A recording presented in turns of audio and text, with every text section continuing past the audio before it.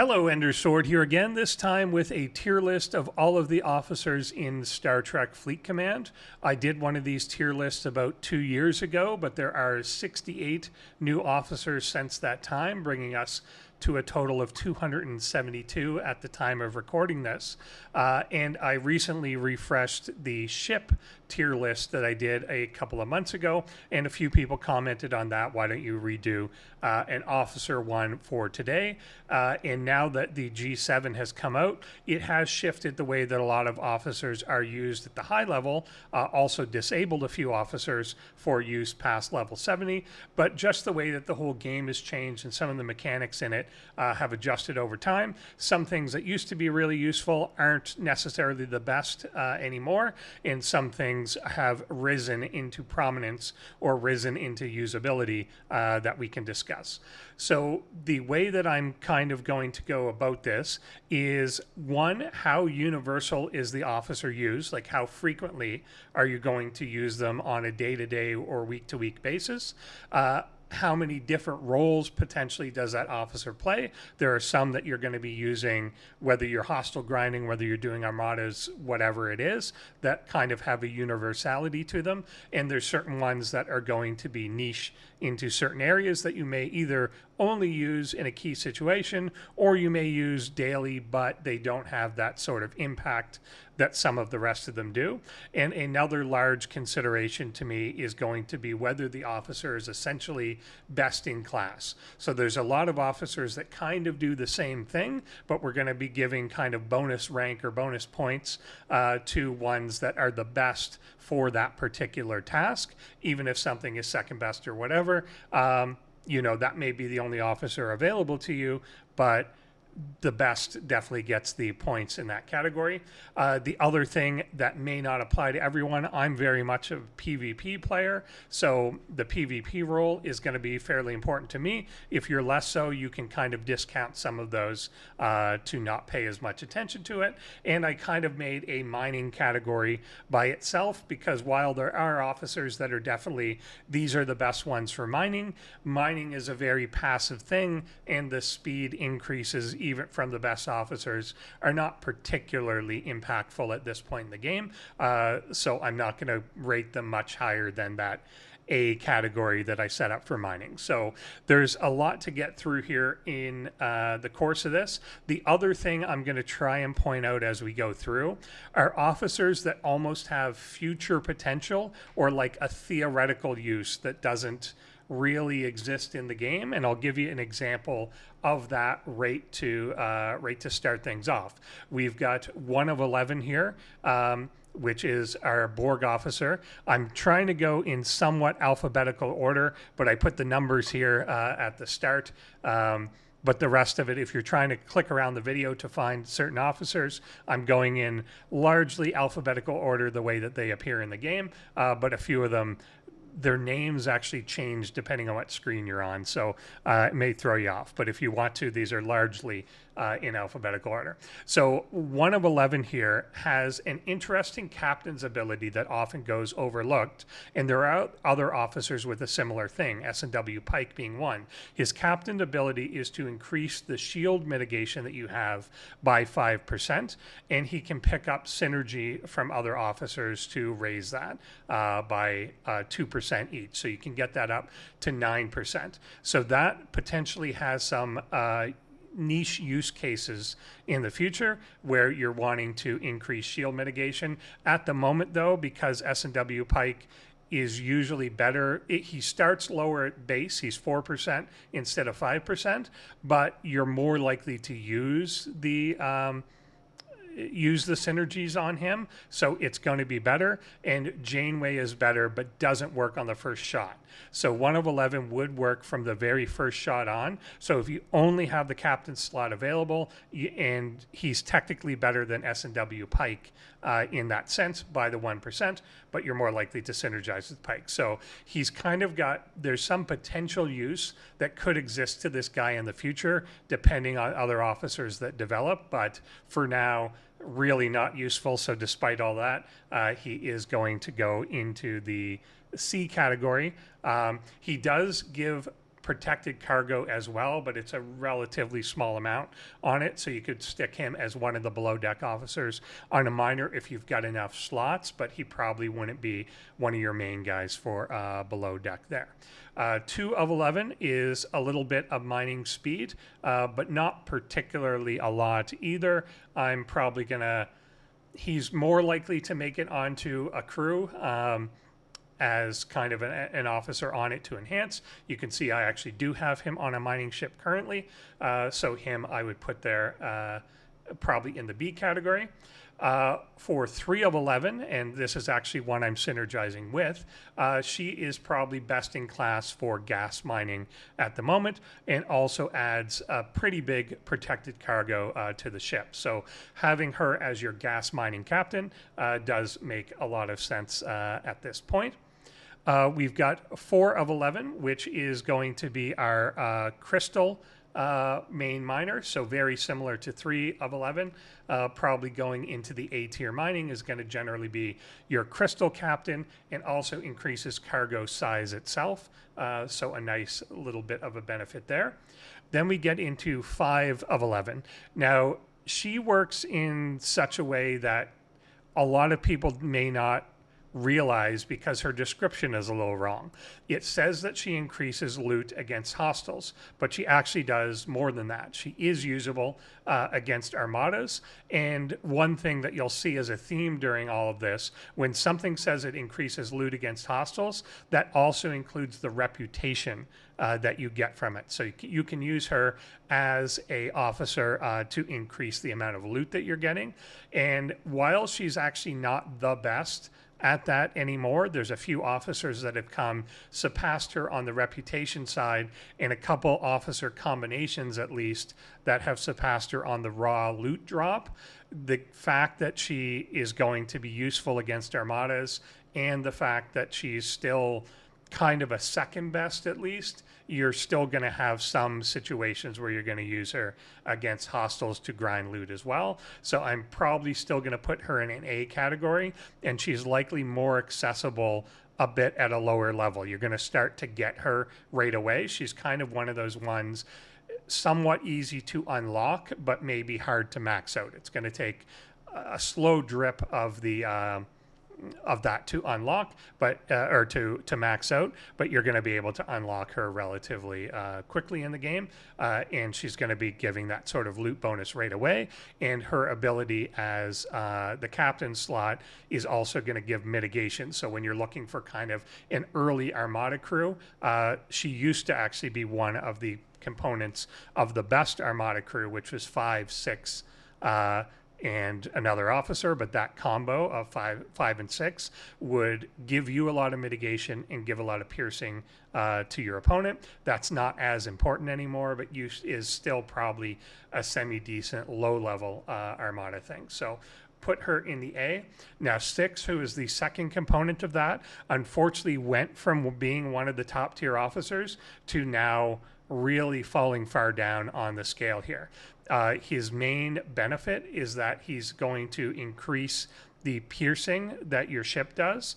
However, given the introduction of isolytic damage, which isn't impacted by the mitigation of the enemy armada, that's not as useful anymore. So you're going to see a lot of officers that are older armada officers that are based on mitigation and penetration, and that's just not as big a part of the game now because of isolytic damage, that you're doing so much more of your damage from the isolytic that the amount that you're doing from the standard is actually relatively small, particularly against anything old that doesn't actually have any isolytic defense. So if you're just doing old FKR armadas or Cardassian armadas or whatever, that's just not a factor anymore. The isolytic damage that you're doing is so massively overwhelming the amount of penetration that you need, that it just doesn't really matter anymore. So still going to drop that maybe to a C. Can be used to still do like a secondary ship or something like that. If you're bringing 3 ships to a solo, maybe you're going to find this useful if you don't have enough crew yet. But as you get up in levels, that one isn't going to be particularly useful. Number 7 here, it was a former Borg Probe Hunter, there's just so many better crews for that now that still has that kind of theoretical use that it's good, gets bonuses against specifically Borg probes. So maybe in very low levels this is useful, but it is still likely not. You're going to find better crews like Pike Moreau based things to get more done and get isolytic damage out. Usually it's pumping out some form of isolytic against your opponent or taking their mitigation or taking your mitigation to maximum. That's going to be impactful. So that one has kind of become unemployed in a way. Another one that, again, way back used to have some role in the Borg hunt was 8 of 11. That's no longer the case anymore. 9 is going to be the same sort of thing, that there's just really the bonuses that a lot of really old officers provide are things like increase your attack by 20%, increase your damage by 10%, things like that that are just not relevant at this point in the game. The numbers have gotten so big that it's just overwhelmed a lot of these things, and the alternatives are a lot better. 10 is another one with a pretty decent mining boost, and you can use this for both synergy and as kind of a wing officer. I'll still put this one in the A mining category. Also has a couple unique away team traits like Fluffy. I think it is the only Fluffy officer that exists. So there's a couple away teams, particularly the A1 away teams now, that can require that trait. So there's some usefulness there, but this one will often be on one of your mining ships as you go throughout the game.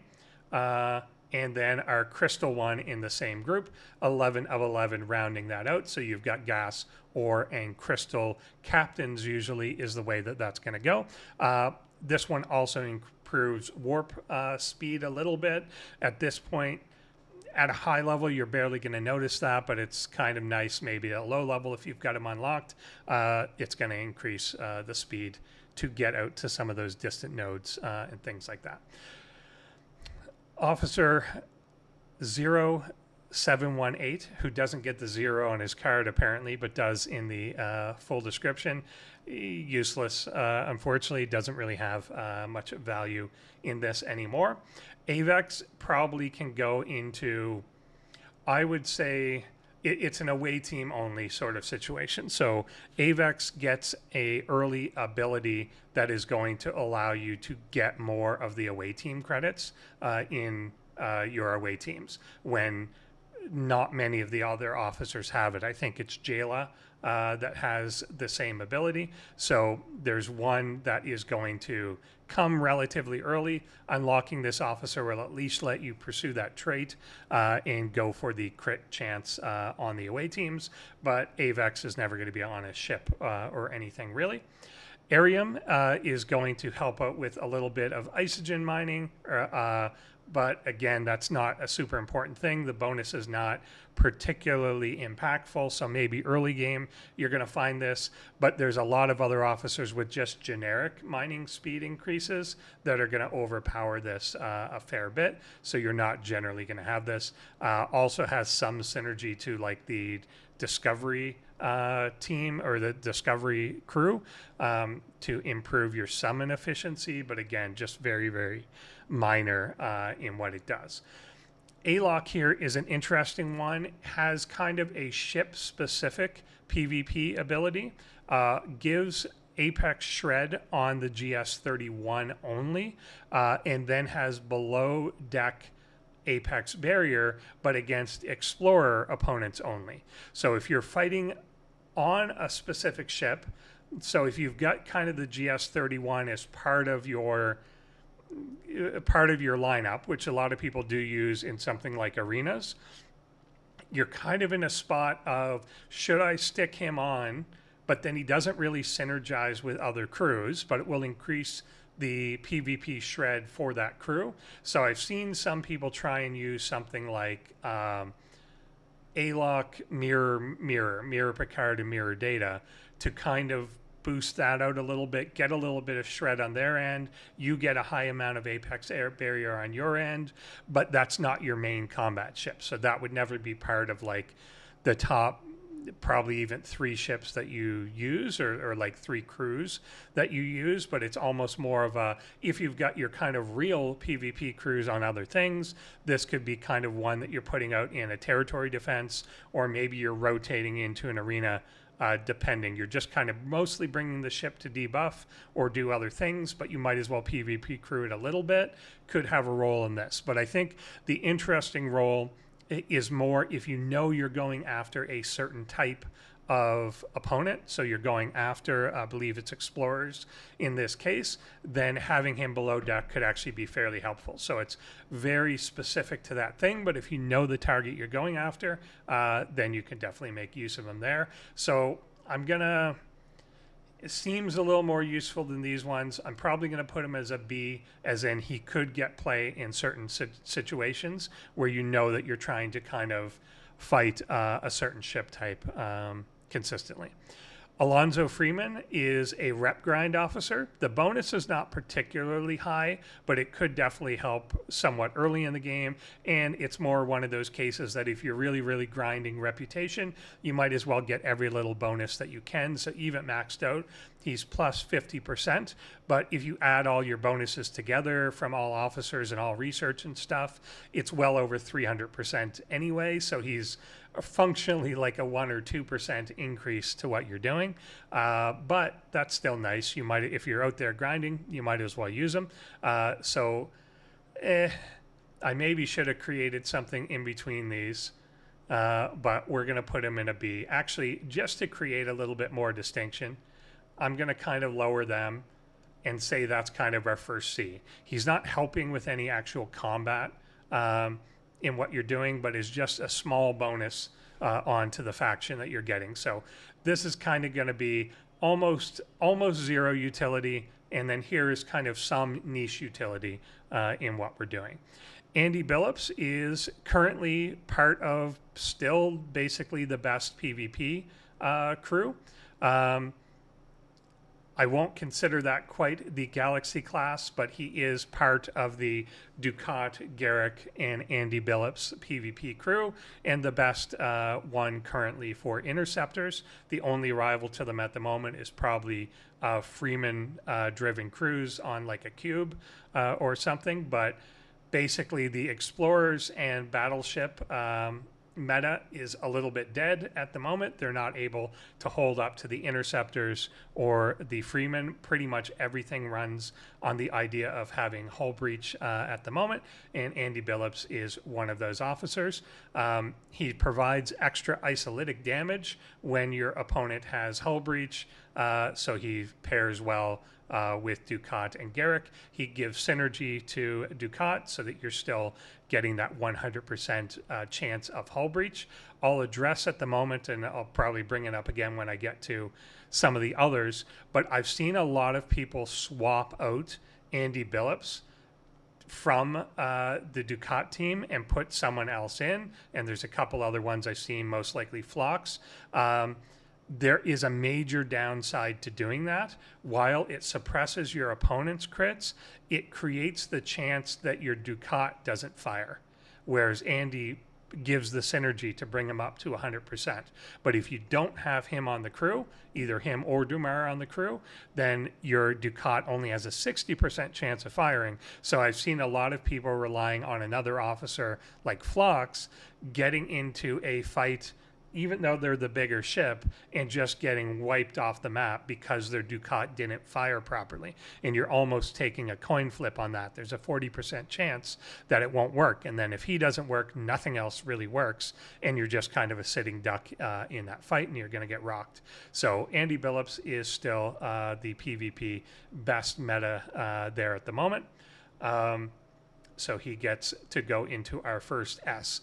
Anorax, though, I think may be joining him. I think he's the best officer-driven Apex barrier. So he can trigger twice in the combat, which is kind of the important part. There's a few other officers that will give some Apex barrier, but he will stack in a longer fight. So the fact that he can actually accumulate a little bit makes that a little bit more potent. And he's currently got a lot of good uses. You see him paired with things like Janeway a lot right now. You also see people using him with Pike Moreau, because the Pike Moreau will increase the amount of apex he's doing in the first place. It can really give you quite a lot of additional defense. So you're maxing out essentially your mitigation from the Pike Moreau part, and then you're also really raising your apex barrier. So when you're in some of these fights that are a little harder, probably in like your 60s is kind of the main time that you're going to be using something like that, where you're really trying to get your apex barrier up, take as little damage out of the gate as possible, combining with max mitigation as well, to really pump that up. So Anorax, I think, is one of the really good ones. And the good part with him too, if you are keeping up with your exile faction, then you can pull him in that store. So he's one that was a little hard to get out of the gate, that most people were either not getting or getting him to like tier 1, but he is one that you can kind of grind and work on, that you're going to get him from the exile faction pulls. So he is available basically to everyone. Eric's is another one that I think kind of, I'm going to say, has no real usability here, is going to go into a D. Arcady, unfortunately, same sort of thing, and not too much interesting to say about either of them.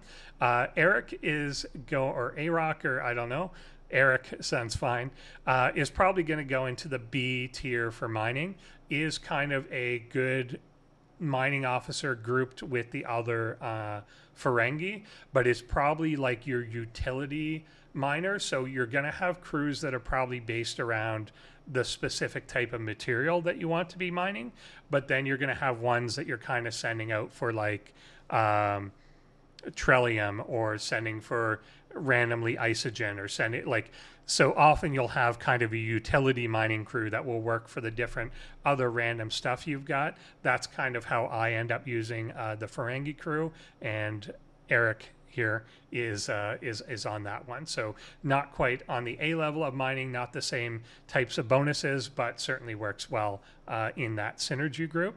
Azetbur, probably another one that you're only really going to use on away teams, has decent traits and stats there, but not going to end up on a ship. Badgie has the honor or dishonor of being the last uncommon officer ever created.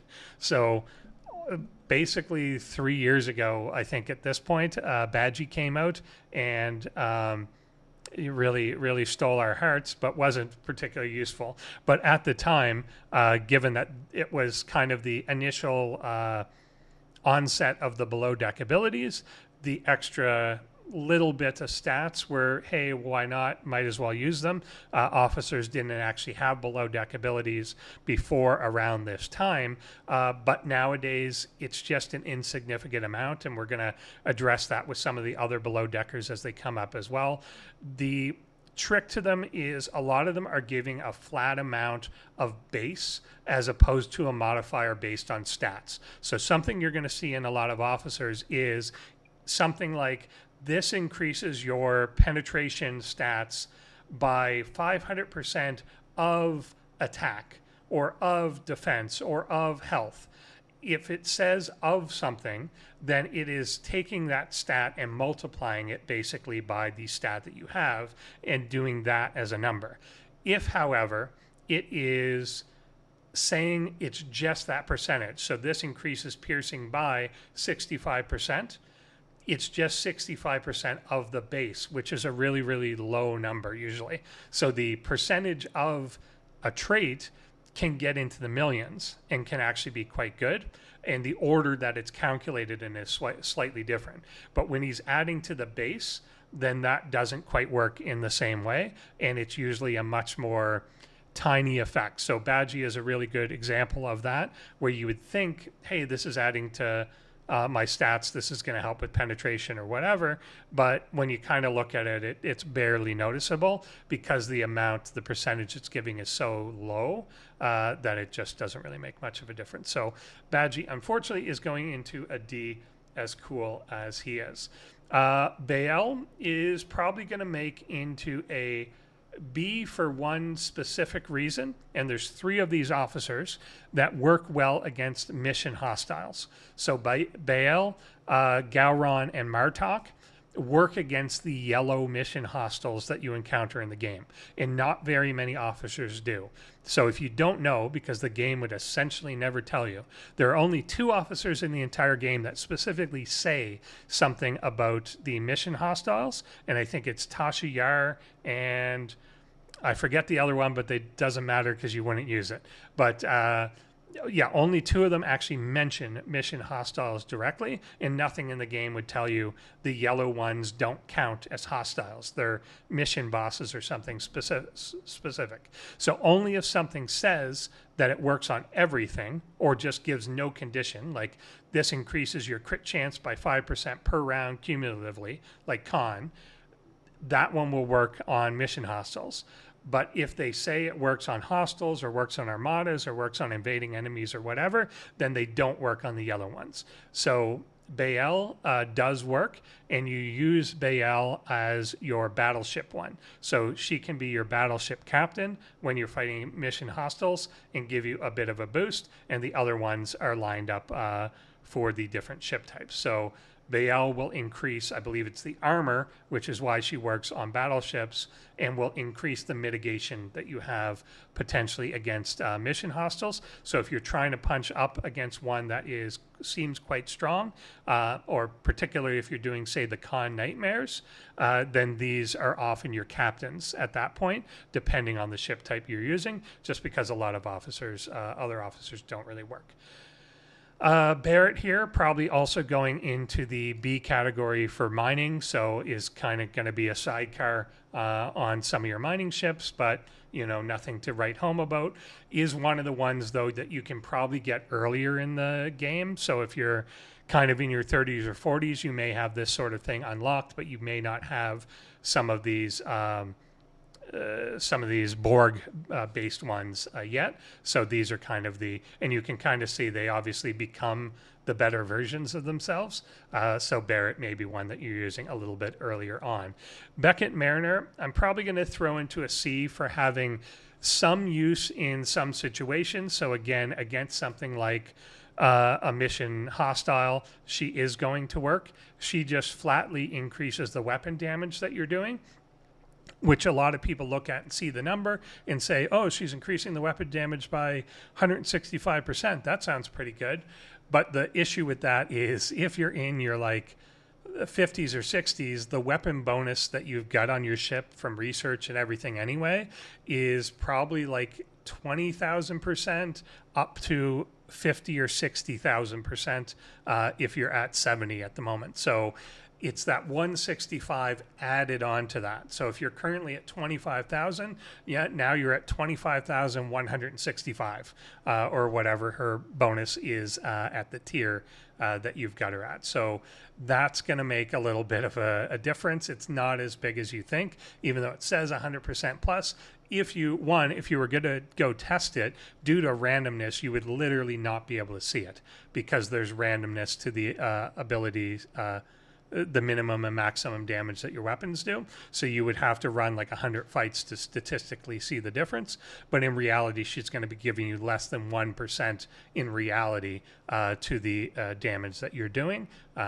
So it's kind of if you've got the empty spot, if it's against a mission hostile, if you're really, really close to winning and you need a tiny bit of a pushover, maybe it helps. It's better than an empty slot. But it's barely better than an empty slot, to be honest. So, not quite one of the best there. Now, B'Elanna Torres is going to be our first Galaxy class officer. B'Elanna Torres provides hull breach below deck, and when you've got her at max level, it is 100%. 100% chance of hull breach. Works against hostiles, armadas, and invading enemies, which is huge because not a lot of things do work against the invading enemy type of armadas. Unfortunately, the only thing doesn't work is PvP. That would kind of break it. But basically, whatever your main ship is that you're using for most of your grinding, most of your armadas, most of your everything, you might as well just make a room for Torres. She's never going to leave the below deck of that ship. There's almost no situation in which you don't have her, to the point that I would say even if you've got a brand new ship and you have one below deck slot, it's for her.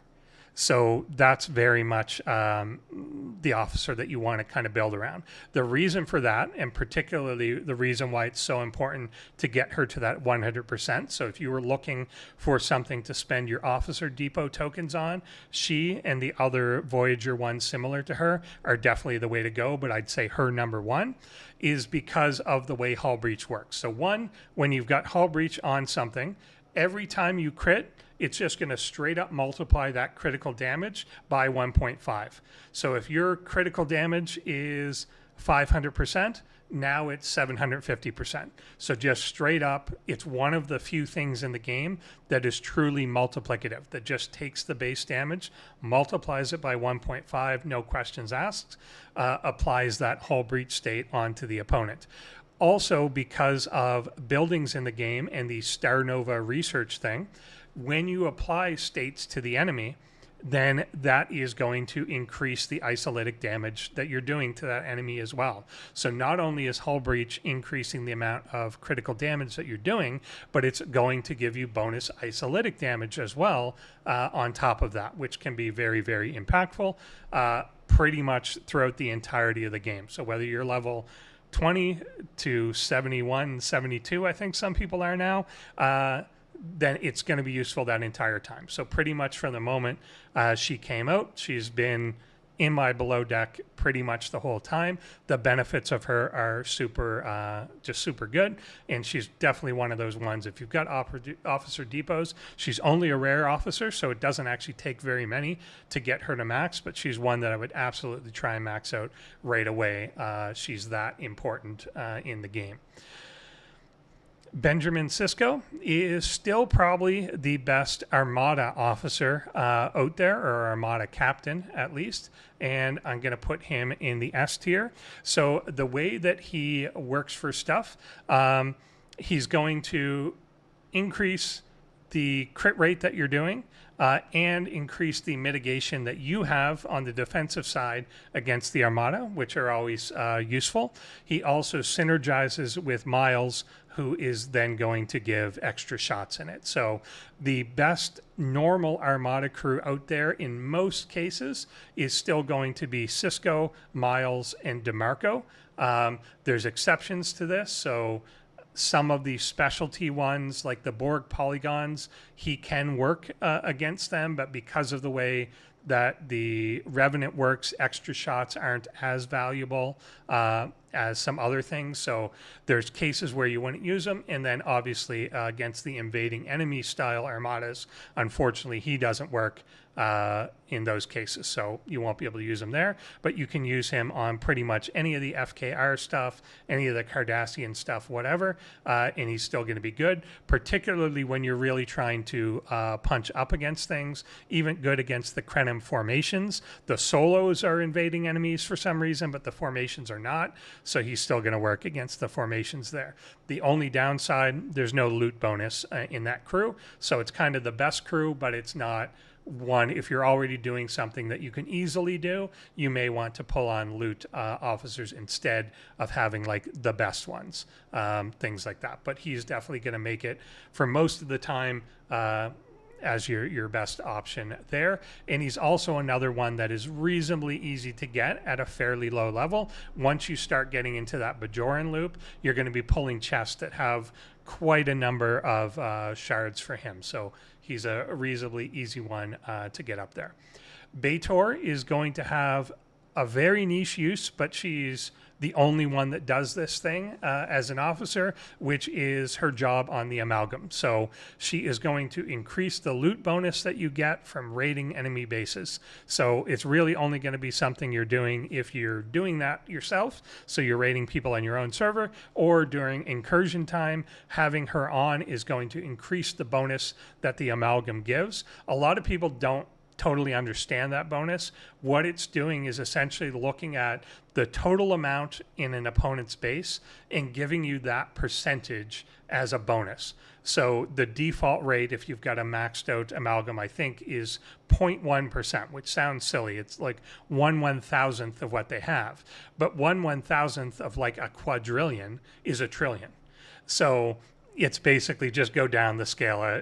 If it's a trillion, it's a billion. If it's a billion, it's a million. If it's a million, it's 1,000. So that's the bonus that you're going to get from it. She's going to increase that by 0.5. And then there's other researches and fleet commander abilities and forbidden text that get that up, get that up, get that up. I think you can now get it to about 0.4 of a percent, so 4,000ths of it, but you'd be surprised how much that is to pull. Like, again, on something with a quadrillion, you'd be pulling 4 trillion at a time, which is definitely big in incursion. So she's going to be on there potentially as your officer for the Amalgam in particular. So really that one use, but does that really, really well. The other good place where she still fits on the Amalgam quite well is as a captain, she actually increases the duration that your cloak lasts. And so if you're doing something like territory takeovers, or you just want to be scouting in an area, you're in kind of a PvP situation, want to keep eyes on something, she'll prolong the time that your ship cloaks. And the Amalgam already has like a 20-something minute cloak. So she can bring that up to 30 plus minutes. So you can basically do an entire takeover with a cloaked ship, get points for that ship, and not have to worry about it. It's going to stay cloaked the entire time. So definitely weird utility there. You're never going to really use her in combat or anything like that. But for that one purpose, she is like born to serve on the Amalgam. Beverly Crusher gives mitigation, is often tied to Jean-Luc Picard, where they act as kind of a second Pike Moreau enhancement to whatever your third officer is. So Picard gives a bonus to the other one, and then Crusher gives a bonus to your mitigation stats. Unlike Moreau, who lowers the penetration of the enemy, this one increases your own defense. The difference is Moreau will completely annihilate the penetration of your enemy, whereas this will increase your defense by a percentage of stats. So it's generally, in a lot of cases, they're going to be largely the same thing. And she works against armadas, so she's going to have more widespread use than only hostiles. However, if you're punching way, way up, this won't be sufficient, whereas Moreau will be. So if you're trying to hit hostiles that are kind of at the edge of your ability, Beverly's not going to work as well, but Moreau will. But if you're doing armadas, she's okay. She's probably not still going to be the best, but if you're doing something like solos where you can bring 3 ships, she may make it into your like third ship, something like that, to try and help with that synergy and help enhance the ability of other officers, things like that. So she's kind of a interesting one there. She also had I don't know if this is so useful anymore, but as captain, she's got a shield regen ability. So if your shield depletes, she will refresh part of that shield. So kind of keep it up. There's other officers that do a similar thing like Spock, but there was a trick, and I don't know if it's so relevant in the game anymore, but it used to be at a somewhat low level in long fights, where you would use Beverly Crusher as a captain and then use Mud on the side. He gets a bonus every time your shield depletes. So Beverly would allow the shield to deplete and refresh it. His ability would trigger, Mud's ability would trigger, and then Beverly would recharge the shield. You would then lose your shield again, probably in the next round, and his ability triggers again and again and again. So if you're in a long fight that you're having a hard time getting the opponent dead, then as you run out of shield, he's just going to be increasing the amount of damage you do by, I think, maxes out at 400%. So at low levels, that may be impactful. Now with the game, again, moving to Isolytic and other things, not as impactful. You're not getting the same sort of, it's rare that you're going to run into like a 30-round fight anymore these days, but that used to be a lot more common, so there was use there. So a little less now, but she's kind of got some use. Black Ops Chapel is a pretty interesting one. She is one of the best reputation officers at the moment, and she gives, I a shield enhancement below deck. So I'm going to say you're never going to use her like for combat. She's not going to help with that, but she's definitely really good in the faction grind situation. And I'm going to put her above Alonso, where his is like 50%. Hers is going to max out at 450%, but she has to be an officer on the ship. So it's only going to be if you're really grinding stuff that's already relatively easy for you anyway, but you're going to probably use her in a lot of mirror universe type stuff or working on that faction grind. The below deck ability of the shield enhancement is kind of nice, but it feels like it's missing a 0. She caps out at a 700% bonus. If that was 7,000%, then maybe that would be worthwhile, but it's not particularly. It's just kind of a, okay, if you've got an empty spot, throw her on sort of thing, but is not going to be a main thing. But largely the faction rep is what you're going to be using her for. Black Ops Mbenga is, I think, going to get into an A. And I don't have him tiered up enough yet, and I doubt that very many people do, given that he's a pretty brand new one that recently came out. But basically what his below deck ability is a shield regen. So he's going to regen a percentage of your shield health every round. And right now, particularly if you're now a 7-star player, a lot of the builds that we're doing rely on shield regen. But this would definitely apply really to anyone that is struggling to keep their shield up in a given situation. So there's a few cases like that. I know people fighting the Gorn, trying to keep their shield up there. They're losing a lot of it. So anything that refreshes your shield, particularly below deck, which he's the only one that does that at the moment. There's a few officers that regenerate above deck as an officer, but then they're taking up a really, really valuable slot. The ability to do that below deck is really going to be helpful if you're trying to really push it, because the moment you lose your shield, you start taking effectively 5 times more hull damage than you were prior. And there's a lot of officer combinations that divert all of the mitigation to the shield. And the whole point is keeping the shield up is what protects your hull. So basically, I think that's going to be a valuable one. I don't quite have him high enough yet, and he's too new to really reliably use in that case. But as he gets up in tier, I think he's going to be a really valuable one. So I'm going to prospectively put him into that A category. I actually might even say he's an S. I think once he's maxed out, I'm predicting the future a tiny bit, but I think it's only I haven't quite got him there yet, but I think he's going to end up being an S officer, as he's the only one with that ability in a below deck slot. And I think that's super, super valuable to have. And I think that's going to become a mainstay sort of thing in this. Bones, we've got no particular use to him.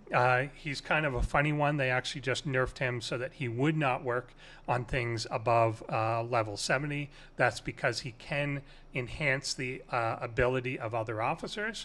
But since Pike and Jean-Luc Picard can do it better, there's really no case where you would have used him instead anyway. So I think they just did it to be safe, but there's really not a use for Bones, unfortunately. Borg Queen, useless. She was one that was completely sold as super powerful and never was. It was one of those things where, again, they tricked you with the type of stats that they were talking about. So below deck in PvP, she would, I forget whether she's the penetration or mitigation. I think she was the penetration one, where it would increase your penetration by this % per round as long as assimilate is on your opponent. And I think people saw those numbers. They even released her, I think, at like 150%, and then they changed it to like 450% at the top level. But that's nothing. It's just literally nothing.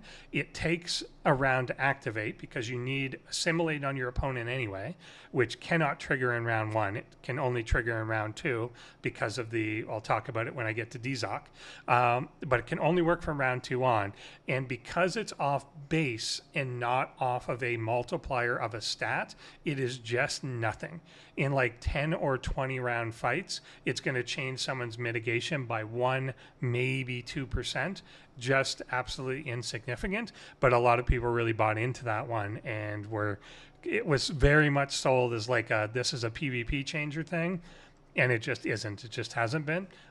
So she's been a total bust on that. But she's one of the first ones that they were like, people will buy PvP stuff. We're going to sell her for like $1,000. And a lot of people get it. But yeah, she's not worth it. So she's a good sign to do the math first, check with people first before spending anything on that type of stuff. Boimler going into the same sort of category of like there's really almost no situation in which you're ever going to use him. Again, increases stats by a base amount, but that's just nothing. And now there's other officers that are going to give you better bonuses for that sort of thing. So even if you're in a space where you're like, just fill it with something, there's better things to fill it with. Boimler's not going to be one of those. Beer is a pretty good one. He is going to increase the loot bonus you get and also faction bonus, etc., that you get below deck.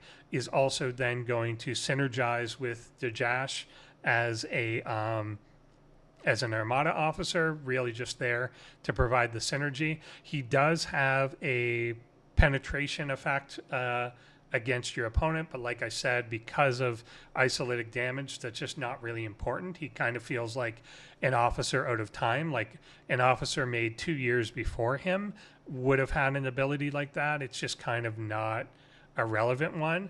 But because of that loot bonus below deck and because of the synergy, you're still going to want him probably. You're still going to use him. He's going to be around. He's got to be in your crew, even though you're not so much using him for him as the officer. You're using him for that synergy.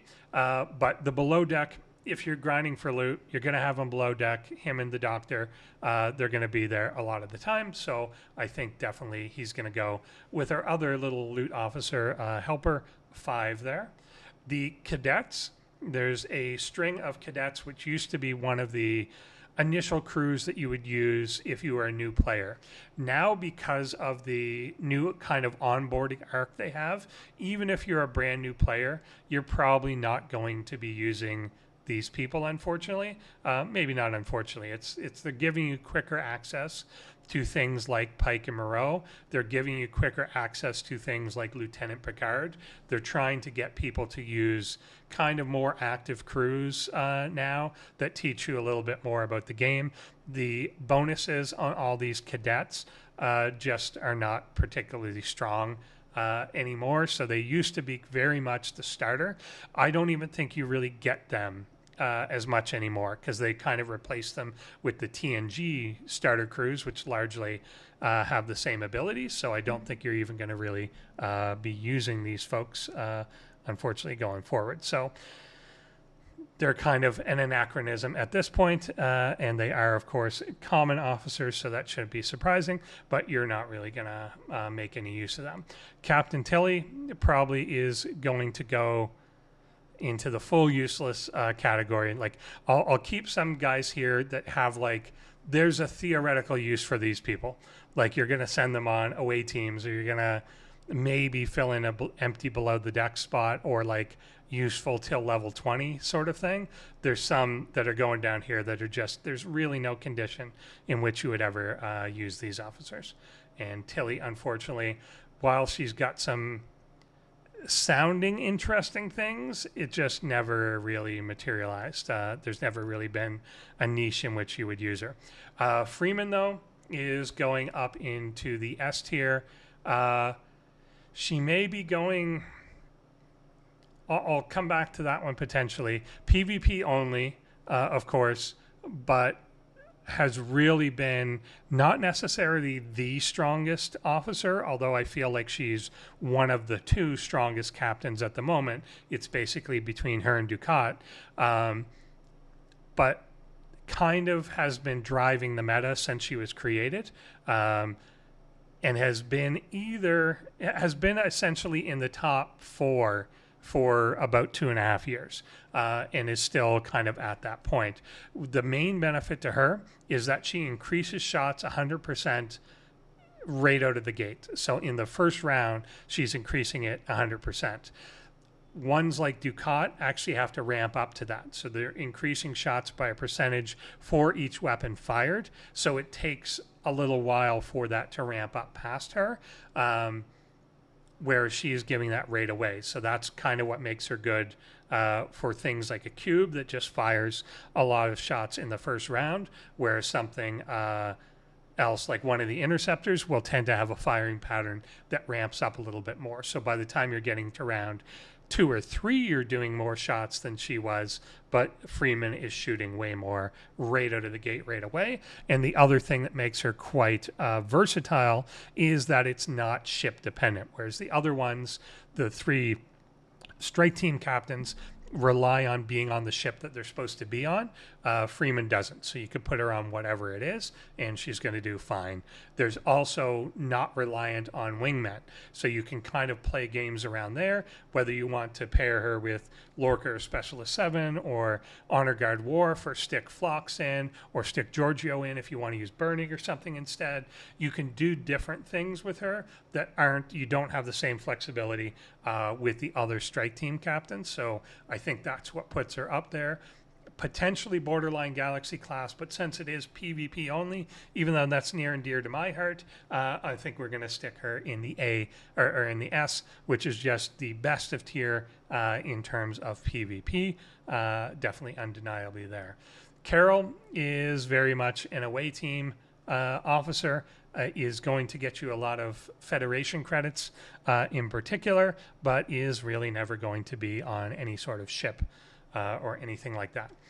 Kath is a slightly harder to get one, although easier now as she is in the Exile faction, but so you'll get her a little bit later, kind of when you get to that point, but is a replacement for Talon. So there's 2 officers, Chen and Talon, and then Kath came in later. Kath is a slightly more powerful Talon once she is maxed out. So I'm going to put her probably in the A for best of class. So the difference is that Chen works on energy weapons, Talon works on kinetic, and Kath also works on kinetic, but slightly higher as a percentage. So where you're going to break out Kath is particularly if you're fighting hostiles that are doing a lot of kinetic weapon damage for things that are level 51 and below, or for any Q trial where the kinetic is the majority of their damage. So there's a lot of ships that you're going to fight where a lot of it comes from the kinetic weapon, and you're going to have to play around with each of the Q trial ones to figure out, is this energy or kinetic? But usually trying Chen and trying Kath or Talon will tell you which one's which, and you're going to want to lower the weapon damage that's appropriate for the type of ship you're fighting. So once Kath is maxed out, she's usually better. And if you're fighting something that is 100% kinetic, you can actually drop Moreau and sometimes do Pike, Kath, Talon, and that's actually better, provided that they're maxed out. So that is an option. Chakotay is a little bit of a second tier Armada type one as well. You can synergize him with Janeway. He does give extra shots. He gives extra crit as well, but he's not really in like the top 2 or 3 Armada crews anymore. There's kind of just better options out there for him. So he's probably not going to be one that you're using. He may be one that you've unlocked. And if you don't have some of the other ones yet, then you may want to use as kind of a second or third crew for something like the Bajoran solos or the Dominion solos, something like that, but is not something that you're going to use a lot of the time. I may even say that's a C at this point, because while Beverly has at least a hostile potential use, Chakotay doesn't really. So he's kind of more, at this point, probably if there was ever anything where you needed to use 4 or 5 ships against an Armada, maybe you'd break him out, but I just don't think he's going to be on the main line anymore, whereas he did kind of used to be. Chang is probably going into the useless pile here. There's really not any use for him. Change in Kira, unfortunately, has really fallen into uselessness.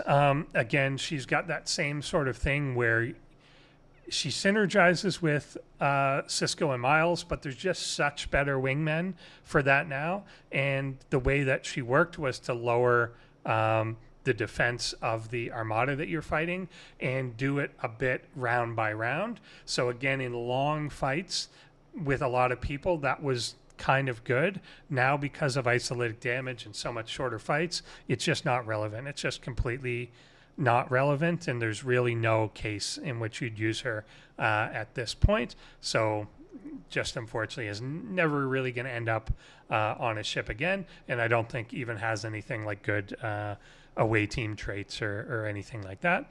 Charvanek, kind of one of those ones, used to be part of what they called the PvP Trinity, but that was like 4 years ago at this point, is going to go into the D category for the away team mission only. Has a few traits that you are going to send her off on some faction credit gathering missions, things like that, but is very likely not going to be placed on a ship. Chen is going into Galaxy class.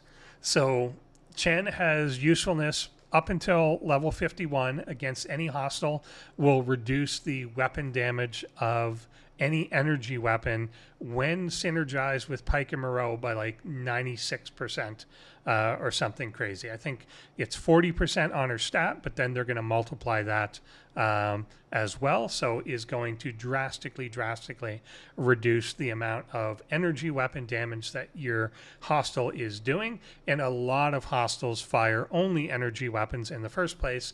So it's just wildly impactful. Really, the Pike Moreau Chen crew is almost always the correct crew for anything you're fighting under level 51, unless it's a certain type of specialty hostile. But any sort of faction grinding, anything like that, that's probably going to be the best crew for what you're doing. The other thing that gives her super good longevity is you can completely max out the Q trials with Pike Moreau Chen. So once you get to about, I think it's about 150 billion on the top tier of the Q trials, for whatever reason, I don't know if it's a glitch design, I don't feel like Scopely designs anything, so I think it was kind of unintentional, but things just start shooting energy weapons only 100% of the time around 150 billion. So if you are able to use Pike Moreau Chen, and there is no level on Q trials, they are hostiles, but they have a level of 1, essentially. So even if you're fighting something that's hundreds of billions, it is a level 1 hostile, so she will still work. So Pike Moreau Chen, particularly coupled with Fleet Commander Janeway, is going to literally reduce their weapon damage to 0. So you can take a Rialta and basically burn it to death. A Rialta with Neelix below deck and Pike Moreau Chen on top will simply kill any hostile, even if it has a trillion power, as long as it's fighting only with energy weapons, which all of them past a certain point are. So that's giving her longevity. But everything up until the 50s, that's going to be your best crew, and it's kind of been like that for a long time. That's kind of why they ended up level capping her and stuff to begin with, because it's just the dominant thing. If you don't know what to use PMC. That's the way it is. And so she is Galaxy class. Unfortunately, loses some usefulness after the 50s, but until then is just absolutely the way to go. So I think she should get credit for that. Culber is one where you're only going to use potentially on a disco for summoning efficiency. It will save you some of the mycelium or whatever you use to do a disco summons and jumps with. So that's really the only use. Some people will have a disco crewed with a few of these efficiency guys just to maximize that. So that's really the only place you're going to use them. So we'll stick them in a D. Dajash Tolra is making her way up as one of the best Armada officers, so does provide a loot bonus, which is what makes it so good, but also provides extra shots to the Armada as well.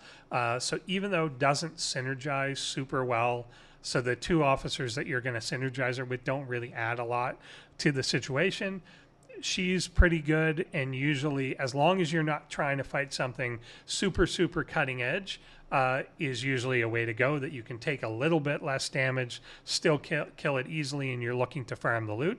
Also works against invading enemies, which is a big key. So you can use her on stuff like the Crenum solos, which is pretty important, where you're both looking to get as much loot as possible, but also make sure that you're killing things. And unfortunately, Cisco doesn't work on that, so she's really good for one of your 2 ships that you're going to be using there.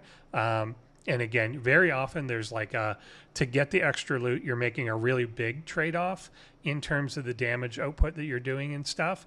In this case, not so much. You can set it up so that it's almost as good as some of the other ones available to you, and particularly against invading enemies, you can make it basically just as good, if not better, than some of the other crews available. So I think she gets the S slot there. Damar is one that used to be the best PvP officer in the game. He used to, well, he still does, but he used to be absolutely crucial with Dukat, Garrick, Damar crew to lower the opponent's crit damage to 0. So if you got in a fight, he would take every crit that your opponent does and just reduce it to 0. So if you're fighting Interceptor versus Interceptor, you would want them to get to 100% crit chance, and then every shot they fire does literally nothing. That was the key to him. So usually who had the higher Damar in the situation would win, even if you were a lower ship, something like that. So often back in the day, like a Pilum could defeat a Rotaran if your Damar was higher than theirs, so that you zeroed them out first, and then even if it took you another 80 rounds to kill them, it doesn't matter, because they're not doing any damage to you from that point on. The game has now added crit floor, so that there is a minimum amount that crits can do, and with the crit damage being as high as it is, him lowering by like 50% per shot is just not as impactful as it was back in the day. Also, fights are way shorter, so he doesn't have time to work. It used to be that it would be like around 3 rounds. He's now lowered the enemy to 0, and you're at 100% crit, and you're doing great. In today's meta, though, things don't last 3 rounds, let alone beyond that, so he's not going to have that same usefulness. I think he's the type that could come back as the game changes. If we get back into a state where things start to go into longer rounds, he could come back into prominence. He still has the synergy with Dukat. There's potential for him to have some value there, but I think currently as it is, he's going to drop to a C at the moment. So a couple cases that you may end up using him are in station defense. You can actually stick him on one of the ships that you're using for station defense, and then it's going to work potentially against your opponent over time, where you are actually in a longer combat often in those cases. But outside of that, he's never going to leave dock. I do see a lot of people try and use him, because I think they're still thinking, well, we could stick him on, and maybe that will work to lower my opponent's damage, but of course it just doesn't work fast enough. I've even seen people try and replace Garrick with him and keep Andy Billups on the other side. The issue with that is you need to hit crits in order for him to even trigger. It's not your opponent. You need to hit them. So if you take Garrick off, you're not hitting them, and then he's not doing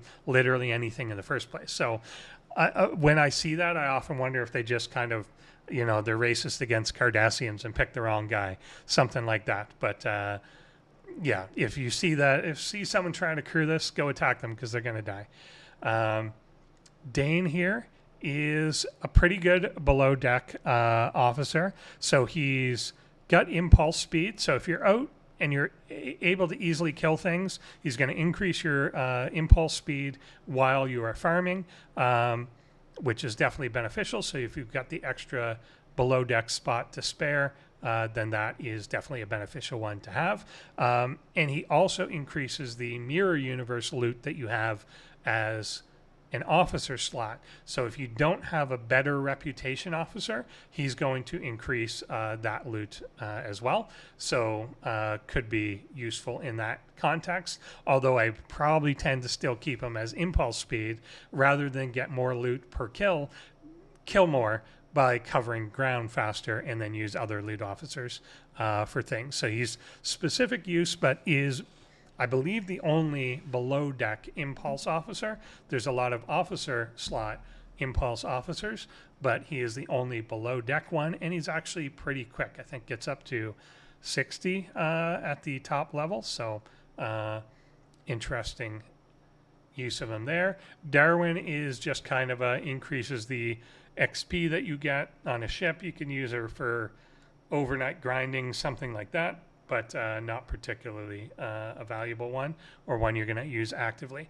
This is the one I was trying to think of earlier, is the second officer that specifically mentions mission hostiles. So potential use there, but probably not really. So Data, despite being weirdly one of the harder to accumulate officers, you can get them in away teams, but kind of rarely, and there's no other real sourcing for Data, but doesn't really matter. There's not much use for them. There's potential mission hostile use, but not really. Probably not going to make your main crew for that, and there's not really a case for having more than one crew for such a thing. Deanna Troi here gives crit reduction to armadas. This became really valuable in the Cardassian loop, the Bajoran loop, because you could use her to control the amount of crit damage or crit chance that the enemy armadas were doing. And that was quite good. So you could lower.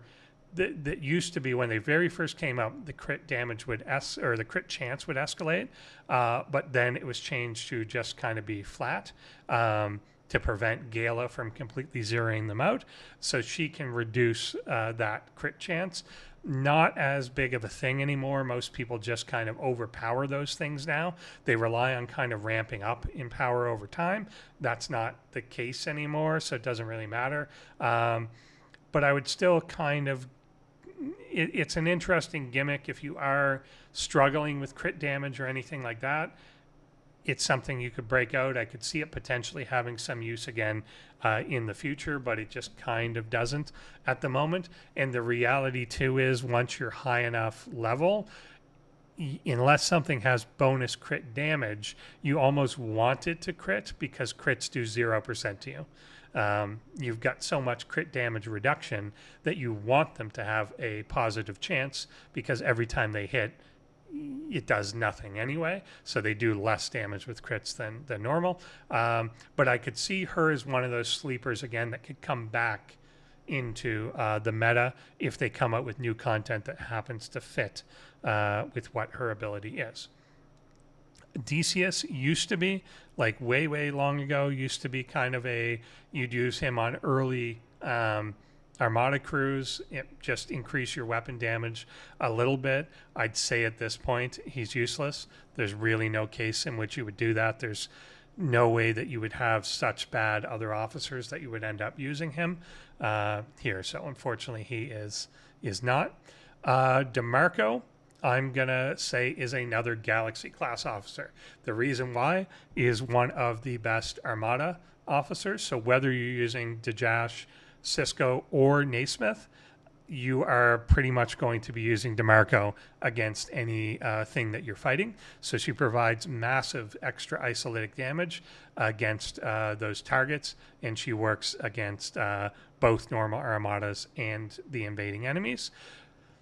And what really pushes her over is she's also then one of the best PvP below deck officers. So she gives extra isolytic damage below deck, one of the highest amounts aside from Icheb, which kind of comes with preconditions. So she's the highest kind of no precondition isolytic damage that you can get below deck. So she is super valuable there and goes into our Galaxy class level. Dzok is an interesting one. He's definitely a sleeper. So Not really useful in any sort of PvE, except for Xindi Armadas. But almost no one lives in the Xindi Armadas long enough. So you need to hit Xindi Armadas with Assimilate, or else they just auto kill someone after 8 rounds. But the last time I had an 8-round fight against the Xindi Armada was like a year ago. So basically, that's unlikely to happen, probably even close to 2. So just kind of not a thing anymore. The thing, though, I've started to see people slipping him in along with Freeman to lower the captain's or lower the officer abilities of the other side, and he does count as a state. So using him below deck to trigger a state, but it can only work in the second round. If combat starts to get longer and longer, then that would be really good. But unfortunately, combat right now is so short that he's not valuable. When the Apex officers, the mirror officers, first came out, you were starting to use him below deck again because the fights were now long enough that it was valuable enough to assimilate on your opponent and lower the ability that their officers do. But now everything's a 1 or 2 round fight. The fact that you can only really trigger in the second round after your enemies' like actions have already taken place doesn't really work. So he's very much a sleeper where he's a C right now. Like, if anything, I mean, he's almost a D or an F right now, but there's such potential, like a small change in the meta.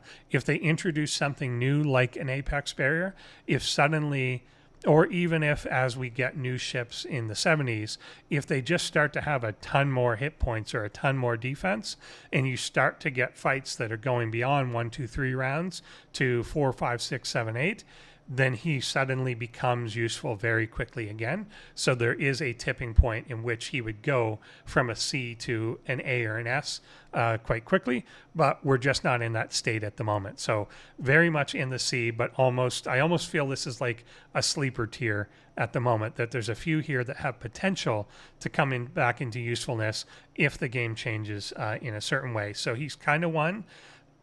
You unlock him from the Borg solo chests anyway. Just kind of continue doing that stuff. He's going to be one that maybe someday you're like, hey, I'm glad I got him to tier 5 because he's super useful right now, but you're not going to use him at the current state of the game. But it's a very very high likelihood that he will drift back into usefulness at some point. Dixon Hill here is just kind of a mining enhancement sort of officer. Probably, you're going to throw him below deck in a mining ship. It'll be fine. He's going to wear his little hat and be cool. I don't know what the hell Dixon Hill has to do with mining, but that's what he is. He's not that important, but he's there. You might as well use him. DJ Aoki. I don't know if he still has a residency in Vegas. I think he's the only character in the game that's just there as himself. If people don't know, it's DJ Steve Aoki, who they named DJ Aoki or whatever. Doesn't really have any use though. Unfortunately, he's going to stick in the useless category, but there he is, our only like celebrity endorsement sort of thing from years ago.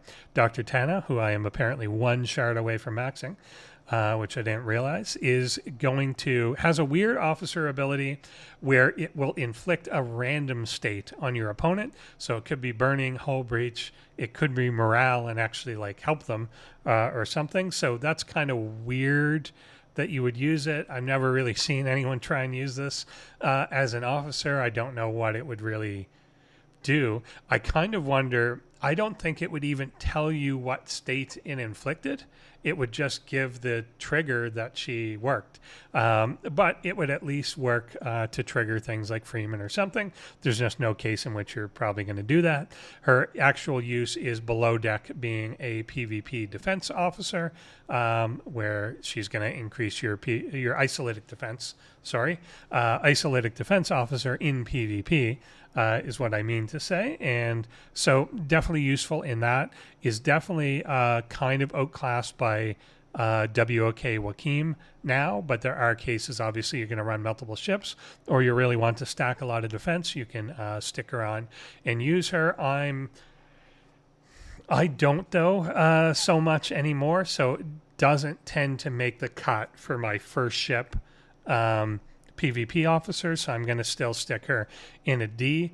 Probably more, slightly better uses than some of the other ones here, but is not quite going into the A category where they're kind of a very commonly equipped sort of thing. So we'll go into the B.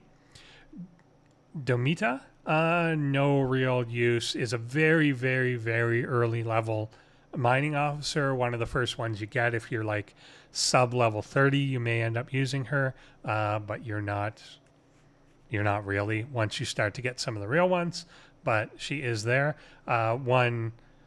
Again, very early game benefit. I think when your cargo is full, she's going to increase your warp speed, as you recall your ship.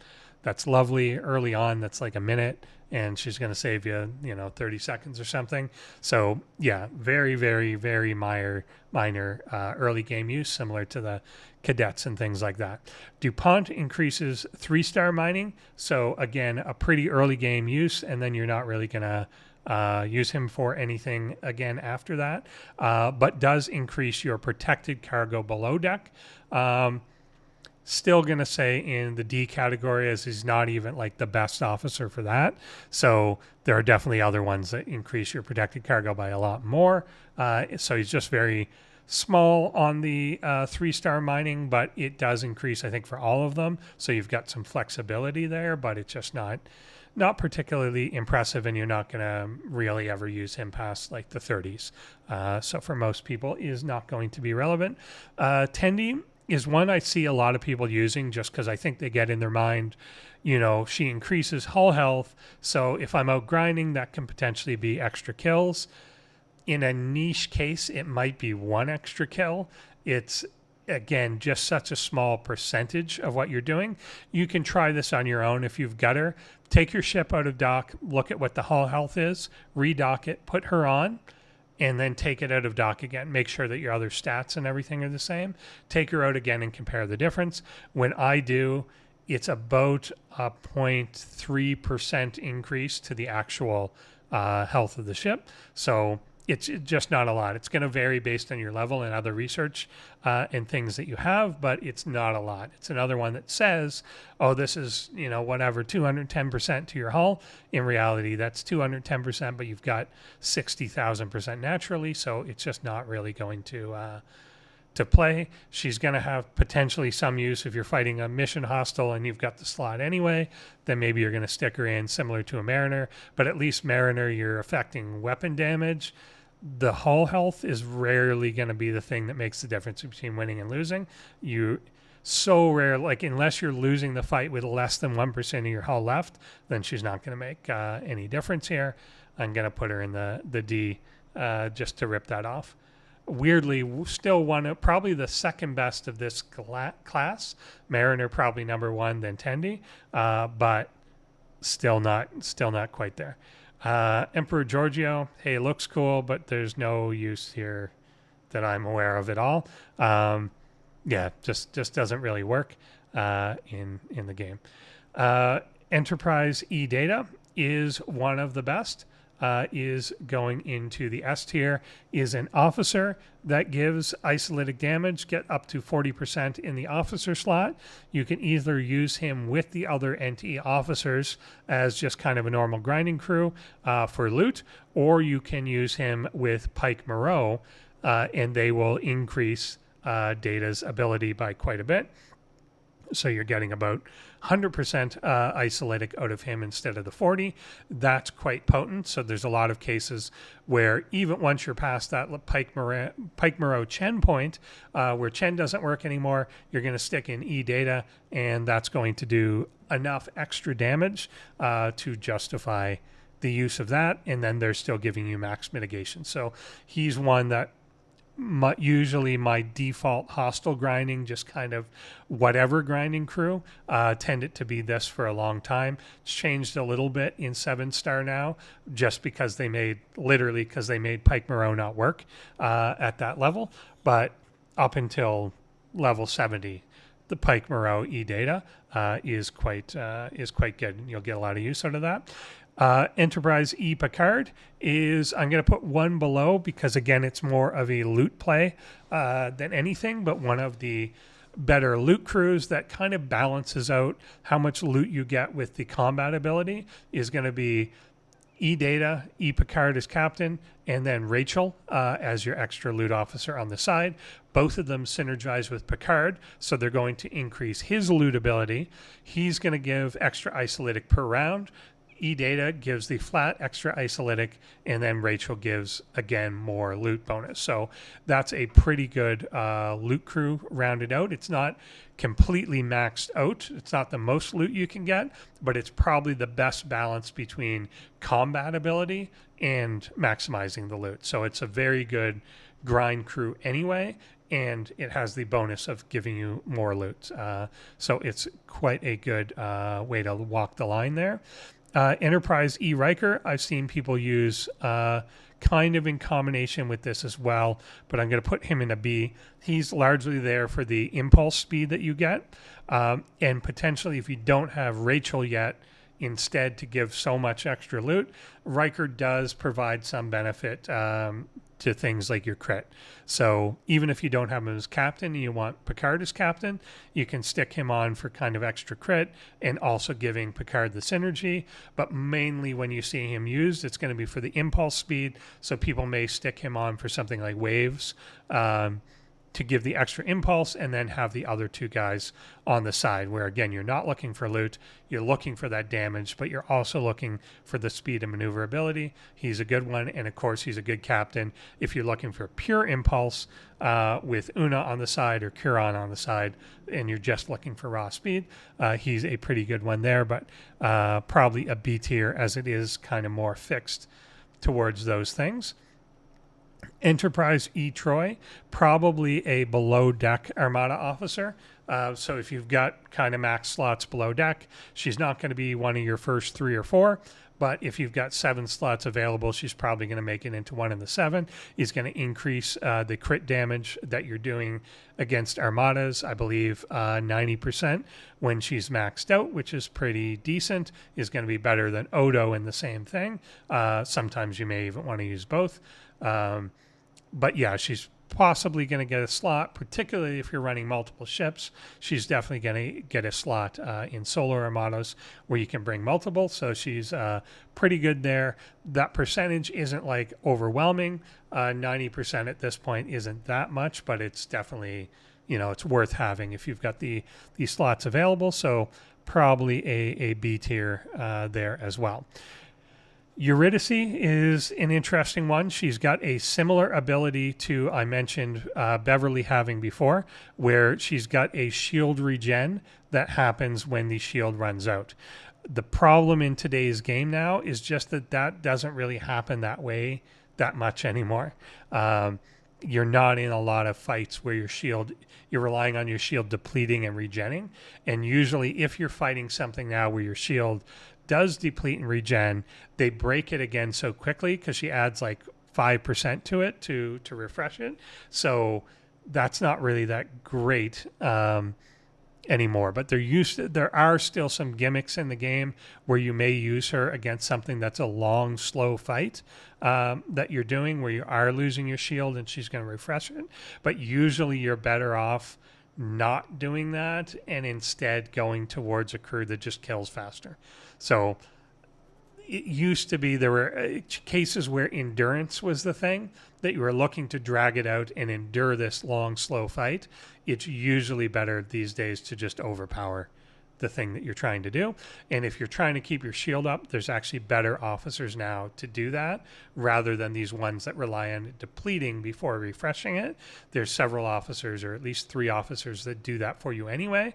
There's also Forbidden Tech that kind of gives you a jump start on doing that as well. The Chrono Deflector, where you repairs your shields at least for the first 3 rounds, which, you know, isn't a lot, but it's sometimes enough to get you through a fight where you're just barely losing your shield, and that's enough to kind of push you over so that you don't lose it because it regens for the first 3 rounds. So kind of lost your usefulness. There's a couple little gimmicks. I might even just say I don't see her coming back, I think is the big thing. I don't see her kind of regaining prominence in the game, so we'll put her in a D. That there may be some use cases you can find, but they're not the best. Where did I put? Yeah, A-Rock before. Fess is going in the same spot. Fess is one of the few officers that actually has a negative for his officer ability. He will reduce the protected cargo that you get, and the higher you level him, just the less he reduces it. Usually not too big a deal. It's not that much of an amount, but it's just kind of funny. He's one of the few officers that has a negative to him. The only one where like the text is in red that he's going to lower the stat and not benefit you. But he's good for that Ferengi crew, and you know that's fine. So if you're out there mining concentrated latinum or mining just kind of any specialty thing, I think the Ferengi ones are good for kind of a almost force ship or specialty ship mining crew. So he'll go into the B there. French Marshal Q has kind of, I feel like, an intended use and then his real use. So he was intended to go on the morale crew, where he increases the amount of shots you do if your ship has morale.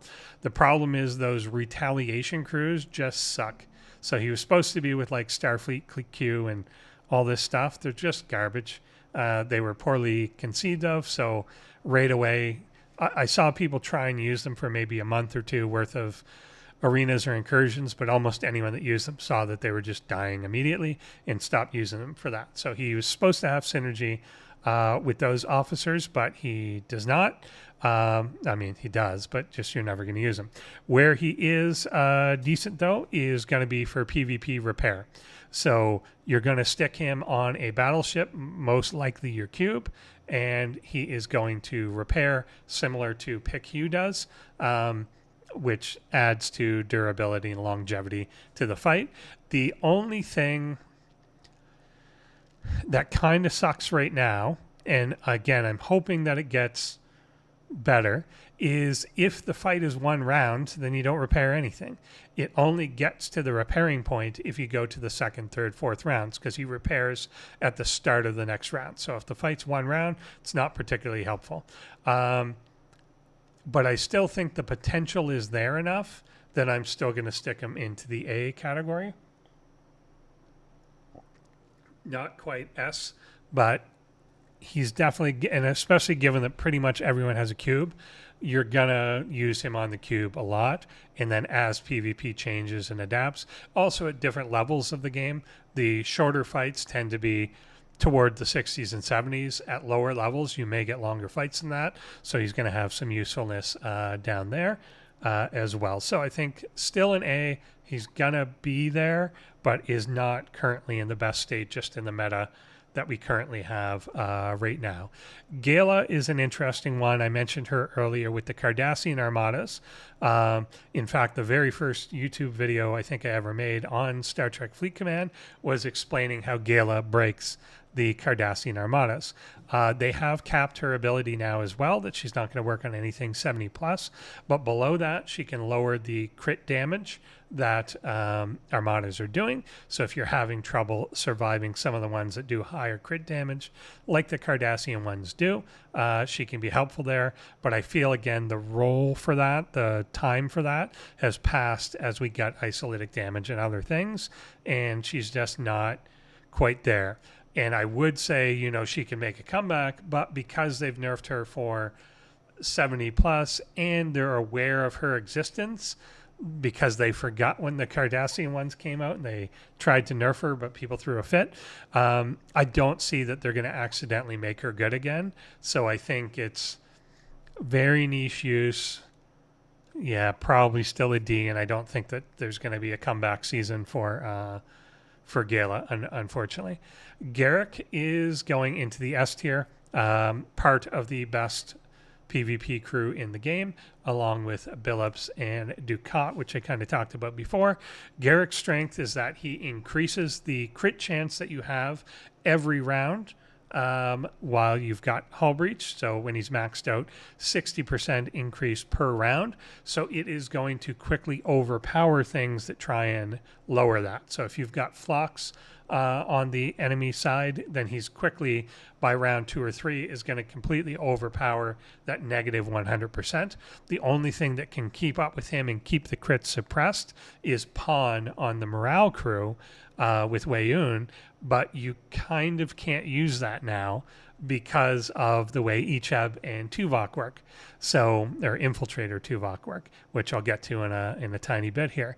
But basically, because of that meta shift, before those officers existed, morale crews and explorers could actually be used as a really strong counter against interceptors, where while they didn't really have much of their own abilities on their own, they at least disabled Garrick. They just kind of kept him smothered by reducing the crits to nothing, and then just neither of them crit, and they fought kind of normally. They almost fought as if neither of them had a crew. Eventually Ducat would ramp up shots, but that's about it. Weyoun would ramp them faster, but then fall off after the second round. So you were getting interceptors winning long fights and explorers winning shorter fights. That's not the case anymore because you can't really use a morale crew anymore. It just kind of doesn't work because of the below deck abilities that you can use to counter them. So Garrick is kind of back to being his old mischievous self that he lost for a little bit there, but yeah, is doing quite well on interceptors these days, and it's still in one of the top 2 PvP crews. Geordi LaForge, no real use here. Has like some bonus loot for armadas, but now there's better officers that have the exact same thing, just better. So you're never going to use him.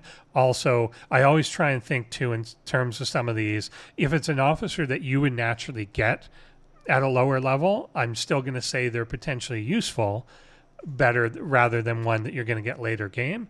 But you're not going to get tons of him early game either. So either way, you're probably going to have ones like Dajash just as soon, if not earlier, than you're going to have a high level Geordi LaForge. So he's not going to be particularly useful for you there. Giorgio is a burning officer, so will give you burning against targets, works against things like mission hostiles, stuff like that. I probably won't raise quite to the level. Do I want to? She works well with Tal, so as a trigger for Tal, which is often a really good workaround for fighting really hard things. Yeah, I will stick her in an A. I think of the ones that trigger state, she is the best one that will trigger it against things like the mission hostiles or special things. So we'll stick her on there as the A. So I think you will probably use her enough in the game to justify it.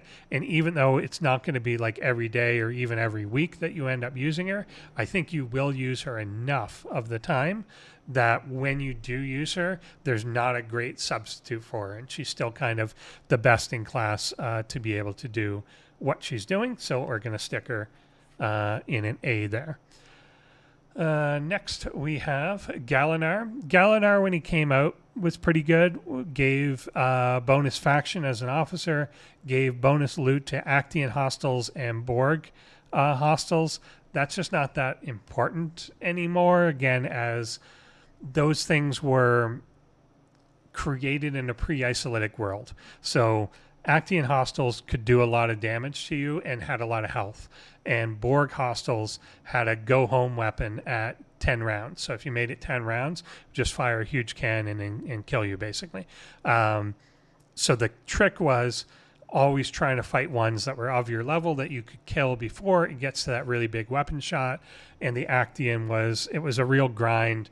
You had to kill things in a certain order, and you had to use a certain crew that takes advantage of those things, etc. So having him below deck to help with the loot in those two areas was actually important at the time. Now there's exocomps that work for the Borg things, plus you can punch way up. So you can pretty much go to whatever your maximum warp range is, and they'll be trivial, promise you.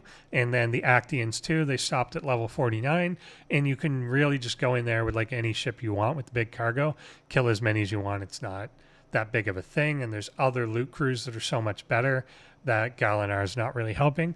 So I'll still stick him as he has a theoretical use to him, but not really. He's got a theoretical role, but it's not a realistic role. Grush is a couple things. One, he's a really good like away team officer for stats. He's one of the first officers that a lot of people are going to be able to use that have a lot of stat PowerPoints for away teams, but also he is a warp range extender. So a lot of people will stick him on a mining ship. He's not really the best there. He probably was when he came out. But the tendency for him is to keep him in dock at home, and if I ever run into something where I need a little bit of extra warp range, then I can throw him on that ship and get him there. So to use like a Gorn Eviscerator to open a rift for people, for instance, to get to the level 70 Borg polygon ones, the ship can't get there, but the ship plus Grush can get there. And then once I'm there, I can open a rift for everyone else. So he's got that use in terms of like literal utility in the game. He's also particularly in the 60s, something that you can use in 60 space to get a ship out to a base, redock at that base, and then grind in that system with the real crew. So I think he's got enough utility that I'm going to say he's a B, like a 15% boost to your warp range can sometimes make or break literally just what you're able to do, that you'll be able to reach further missions, reach further systems, complete dailies in further places, mine in better places, whatever it is. So I'm going to stick him in the B, but he's not going to be on like on your crew or do something in your day-to-day. But when you need him, you need him. There's no substitute for him. So I think he gets there. Gonzalez, unfortunately, I think useless. Yeah, just really nothing there. I don't even remember what she does right now, but it's nothing. Goon, very specific use I've seen. You can use him to help one round Xindi aquatics is basically it. So he increases, as captain, increases the crit chance that you have in round one. So if you are not critting like near 100% of the time, he can help that get up so that you're more likely to get crit in the first round. So if you're trying to run a build that needs to kill something in the first round, like to avoid the Xindi aquatic end of round one go home guns, then you could use them for that. But outside of that, no use. And it's such a niche little thing that you could do the exact same thing by coming down one level and getting there. But there's a very niche use case for him. If you're trying to kill something in round one and you're trying to be like, get my crit as much close to 100% as possible, Hugh doesn't work yet because he needs you to hit first before he works. But Goon will work right out of the gate. So very, very niche use, but I think that's the only thing I can think where you'd be in that situation where you need to kill something round one before it fires a gun that's going to send your ass home. Gorkon used to be more valuable, used to be kind of a sub-in sometimes on PvP, used to be kind of a, if you're looking for hull breach in a it was actually really good for fighting Actians, the Mantis stuff. But now Lorca is generally better. He's not really useful in PvP. He kind of, the prerequisite to him triggering hull breach is that you crit in the first place. That's why he was okay against the Mantis, because you could get the buff that made you more likely to crit to begin with, so then he'd work more often. There's just you don't need that anymore. So he's kind of fallen away from being one of the better ones to just not quite, yeah. But the advantage to him, and this is where I get into, are you likely to get him earlier? You have access to him much earlier in the game than you're likely going to unlock some of the other ones. He comes in some of the original faction packs that you will get at a low level. So just because you can get access to him, if you need hull breach lower, levels, like I'm talking 20s and 30s, then you may have Gorkon, but you haven't gotten a reliable Lorca yet. You haven't gotten things that you can spend transporter patterns on. You haven't, to get them, you have to max out other officers. You probably haven't done that yet. So he's going to be your earlier access to Hull Breach when you don't quite have that in other sources yet. So that's probably the only thing that's going to keep him in the C range. Other than that, you're going to not really use him for those purposes. Gosa, same as the Borg Queen one, is going to, where did I put the Borg? I put her in a D. Almost, she's at least got some anti-Armada abilities and stuff that you're probably not going to use, but has it. Gosa is just a flat useless. There's no upside to him at all.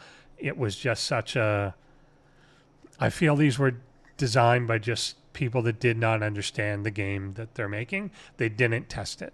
Like, there's no way that they tested it. They just wrote in some numbers and thought, like, that'll sell. And I think they did sell pretty well. I still see people using these below decks, and that's how you know someone has no idea what's going on. They just don't make any sense and whatever. So he is absolutely useless. Every now and then they do that. I'd say these ones and the retaliation officers were just complete whiffs. It was just they did not understand how their own game worked when they made it, and they made them and whatever. Gowron is going wherever I put Baal. So yeah, he is going to be your explorer officer against mission hostiles. Part of the meta right now for doing the top level of the Khan's Nightmare would be using Gowron as a captain on an Enterprise E. So if you're running an explorer against any mission hostile and you're trying to get your mitigation up, he is going to increase, I believe his is shield deflection, Baal's is armor. And we'll see Martok a little bit later. Gul Dukat is going to the top tier of PvP. Again, part of the crew that we already talked about, Andy, Garrick, and Gul Dukat. Gul Dukat has now been added to the transporter patterns. So if you are running those as a PvP crew, I would definitely recommend maxing him out. The difference, while this hull breach happens anyway, it's the captain's ability. The officer ability is extra shots, and you want to get that as high as possible so that it ramps a lot faster. So there's, he will add extra shots for cumulatively for 5 rounds for each weapon that you fire. So you want to get that going and as high as possible because it will start to add a lot more. On certain ships, like say the Borg Cube, he can get above like 800% extra shots by the end of that 5-round cycle. Again, not that many fights would last that long, but as the meta starts to potentially elongate again, which, you know, I've got my fingers crossed that it will, then he's going to be useful in that sort of thing. Hadley is another, you know, used to grind ship XP. He's the most serious looking officer that we have. I mean, he looks like he's dying in the portrait, but yeah, extra XP if you're leaving a ship out to grind overnight, throw him on, but that's really the only use that you're going to have for him. Harrison is quite a good one. I'm going to say I might have put him as an S until they just nerfed him for 70 plus as well. So he is no longer going to work against, well, not that these existed before, but against anything above level 70, he will not work. But up until that point, he does and will still work in PvP regardless of the player's level. He's a really good one to have on a station defense because his thing is that in round 1, he decreases your opponent's shield mitigation by a large amount, depending on the tier that you've got him. I think up to 100%, but like 60 to 100% depending on the tier. So that is really, really important as it just takes the shield off your opponent and then way more stuff gets through. So particularly in a station, combining him with other officers, even if he's not max tier, will completely take off your opponent's shield to begin with. And then in PvE, that can be really relevant as well.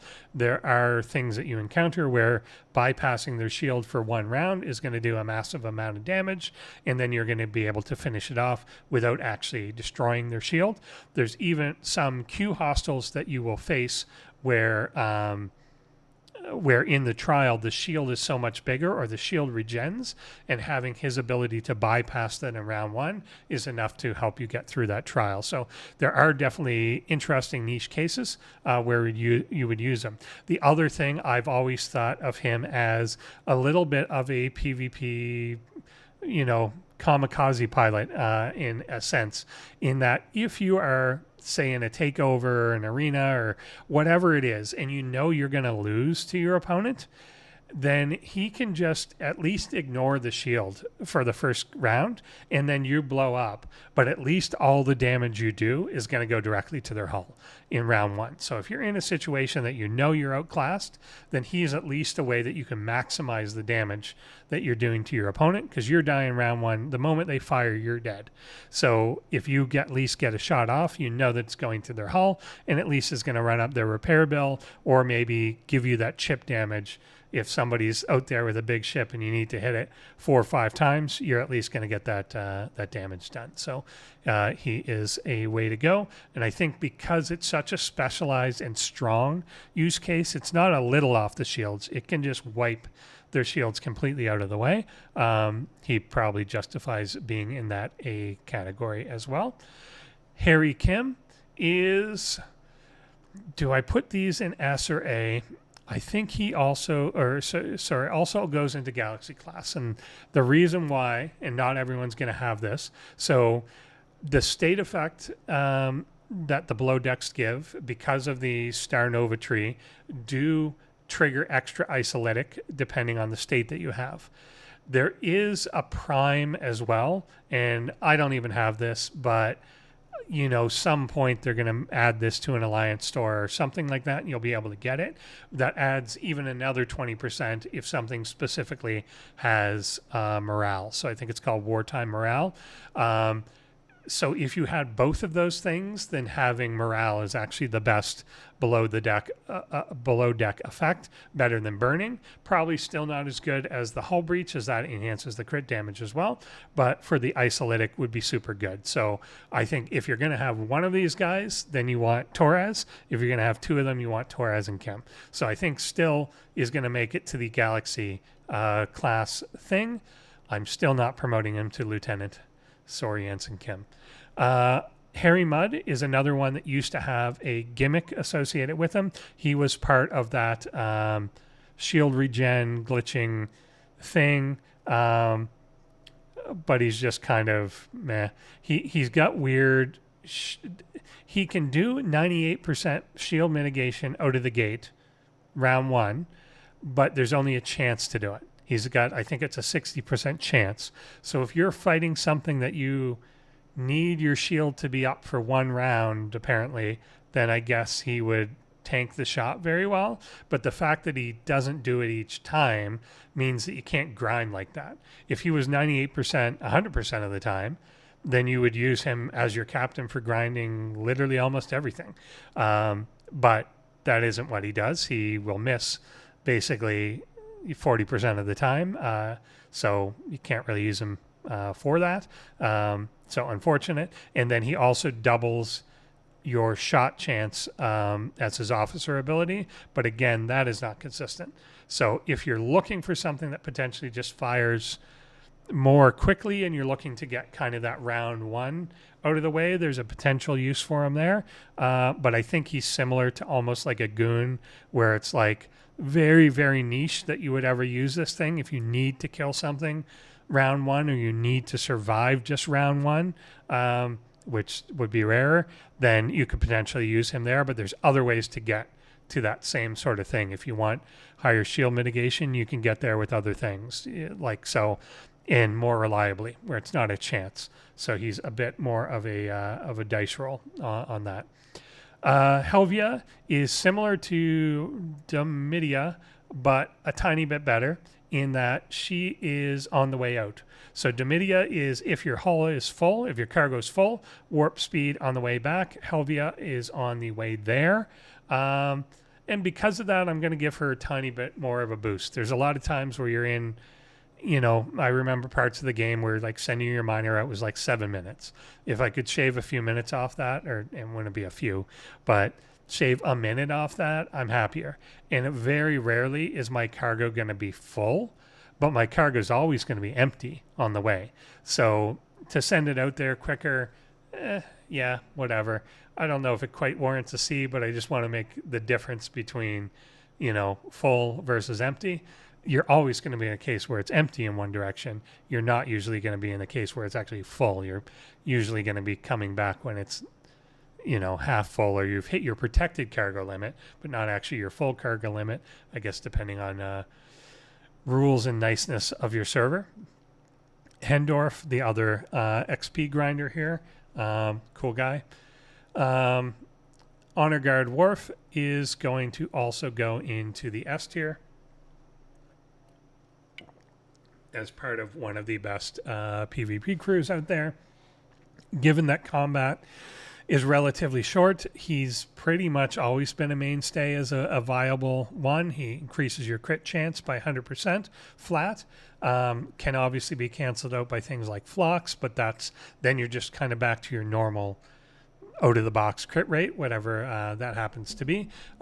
He's generally been really good in and out of the meta for a long time. Definitely there right now with Freeman. So is going to be there. I could see 2, particularly as things get longer. He's going to be okay. The only time where I think he fell out of part of the viable meta was when we got really high apex barrier in initial mirror, and Khan was actually becoming better. Fights were now lasting 20 plus rounds, in which case he expires. He only works for the first 8 rounds of combat, so Khan would be better beyond that, but obviously has to ramp up, whereas Honor Guard Worf is right out of the gate. So he's definitely an S at the moment, and he's now part of transporter patterns as well. He used to be just kind of a grind to get. You'd have to do your Amalgam stuff. Now Amalgam's both in the archives and he's in the transporter patterns, so there's you could definitely max him out reasonably easily if you're a bit into the game. Hoshi Sato is going to be maybe a B. She's a below deck miner. She's one of the better ones though. So I think this class is going to be in the A mining. She's 500%, I think, gas, like when maxed, is going to be 500% gas. So it's not insignificant. That's better than most of the officers involved in it. So I think they're pretty good. And again, you can get them with some of the depot tokens, I think, at this point. She was actually one of the ones, the month she came out, there wasn't even a free path to her. You were left short if you didn't buy anything, which I didn't. But you could pick her up later with some of the depot tokens. So one of the best in class for mining, but is mining. Which doesn't excite me too much. Hugh is really, really good. I'm going to say Hugh is an S tier as well. The only thing... No, I will promote to Galaxy class. It's only at very, very high levels. So probably, I don't know at what point. But my innate crit chance is in the 90s anyway. So you don't really need him at a certain point. What he does, to explain the mechanic, is he is going to have a chance to increase the crit chance that you do in a stacking way. So if you are earlier in the game, and when I say earlier, really all the way into your 60s, he's going to be below deck and very, very useful, because when you crit, you just do so much more damage because of that crit, that it's worth way, way more. It's critting in a lot of games is like 2 or 3 times as much. In this game, if I crit, it's like 20 to 30 times as much. And that will ramp up as your research goes up and everything like that. So critting is super, super important, and you want to be getting to a point that you're critting basically 100% of the time. And Hugh will essentially do that for you.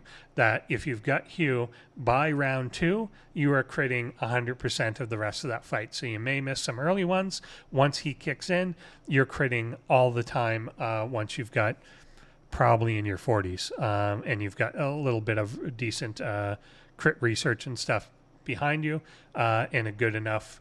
The thing that increases with him is the chance of him triggering, not the chance of the crit. But so as you get him higher, he's more reliable, but the crit chance stays the same, but you're going to kind of max him out fairly easily there. So critting, super, super important. As your crit rate gets to a point that you're critting almost all the time anyway, and I kind of parsed out what I was doing recently, and it's somewhere around 92% naturally is my crit rate, then it's going to be a little less important to get that extra 8%. Maybe a better below deck officer could be filled in there. But before that point, like for the vast, vast majority of people watching this, he's going to be, again, one of your like first 2 or 3 officers. You're going to want Torres and Hugh together to give you the bonus on the crit damage and the extra crit chance. Perfect synergy between those two things, and that's real world synergy, not in-game synergy. But those are going to work really, really well together. So you're going to want to crit as much as possible, and Hugh is a super important one to get for that. Ichab has ruined the game, but is clearly an S tier officer. So the way Ichab works as written is he's a below deck officer. He's got some sort of, officer ability, but I don't care about that because it's not important. He's supposed to be like a wingman to 7 and stuff, but you're never going to use him for that. He's a below deck officer that increases the isolytic damage that you're doing by a lot. The trick is that your opponent has to have no state inflicted on you, or you must have no state in order for him to trigger. So the way that in fact plays out is obnoxious, which is if you are both interceptors or both running some sort of hull breach crew. So even if you're an interceptor and the other person's a cube, but they've got Freeman on it with Lorca, whoever attacks first, or like whoever is the last person to click attack, assuming that the game doesn't lag too much, you have no way of knowing what it's registering, but whoever gets the first attack at least, your officers trigger first. So Gul Dukat will trigger, or Lorca will trigger, or whatever, to put hull breach on your opponent. If hull breach is on your opponent, then Ichab does not work because they have a state. So they're going to have a state and their Ichab doesn't get to work. But you fired first, so in your list of officer triggers, Ichab will trigger, and he will add 165%, I think it is, isolytic damage to everything you do, or isolytic cascade to everything you do for 3 rounds. So even though he's only going to trigger in the first round, that is going to last for the next 3 rounds. If the person continues to not put a state on you, he'll trigger again and again, and it will stack for 3 rounds, and you'll get an ungodly amount of damage, whatever that is, 495% isolytic cascade if the triggers all 3 times.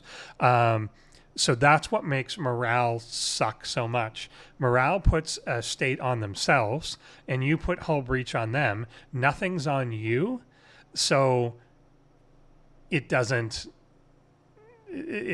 There's no state, so Ichab is going to keep triggering. So he's going to trigger multiple times. But the key is then, if you're the attacker, then you get him to trigger and your opponent does it. And it makes such a big difference that you're almost certainly going to win the fight, on top of the fact that you probably then get to fire first and everything, depending on what your ships are. Same ship against same ship, you'll get to fire first. Against a Borg cube and a Crenshaw, the Borg cube will fire first, or it depends what your weapons are. But yeah, basically there's a huge advantage to being the attacker because then your ECHEB works and theirs does not. Now, if you're in burning crews, so if you've got the strike teams with burning, then because lawn only triggers burning when the first weapon fires, the ECHEBs will always trigger. ECHEB and Tuvok will always trigger for both players. So if it was burning versus burning, they're both going to work. If it's burning versus hull breach, the hull breach will always get on and stop the opponent if you have attacked first. But vice versa, it'll work for both of you. Both ECHEB and Tuvok will work. So hope that makes some sense. I don't feel like they meant it to work that way. Again, I think they did not test anything, and then they were surprised when it worked that way. Because I think the intent is that they fire kind of after that sort of thing happens, but the way the battle order works is weirdly complex. No condition officers trigger first. So 7 of 9 and Kira and stuff trigger first.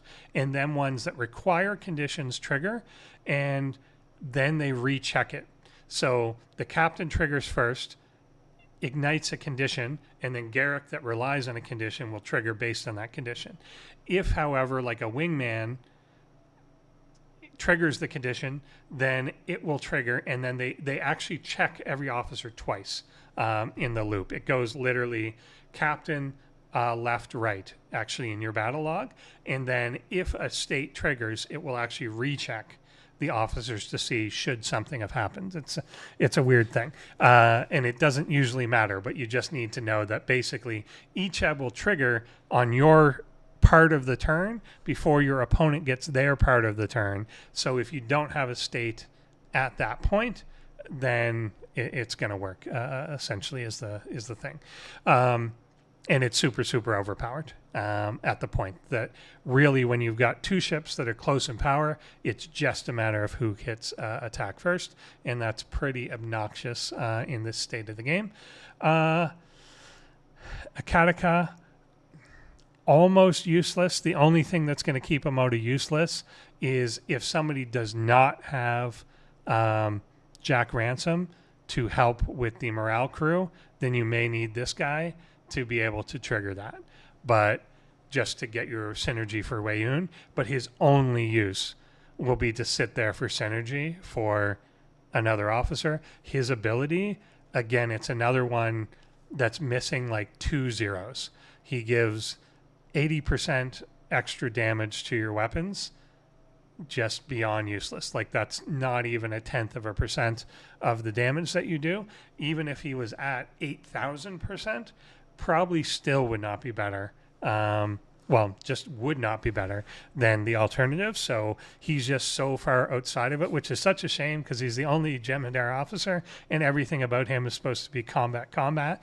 Terrible combat officer, doesn't even get to play in PvP. Yeah, just is going to sit on the sideline. But the only thing to keep him on a useless synergy, I guess if you need it, you don't have Ransom yet. Tuvok is, I think, not quite as good as ECHEB, but is still going in that group. The extra Apex barrier he gives, 25,000, is still a lot. Apex Shred has reduced the value of some of the Apex barrier that you get, or at least reduced the impact of it. But it's important to know it's kind of a diminishing return thing.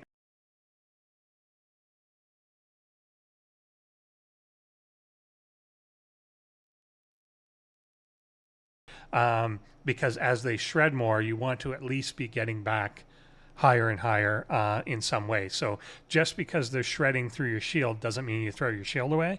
Just because they're shredding through the Apex doesn't mean you abandon Apex. It means you almost in some sense want to double down on it to get it back up to a certain level.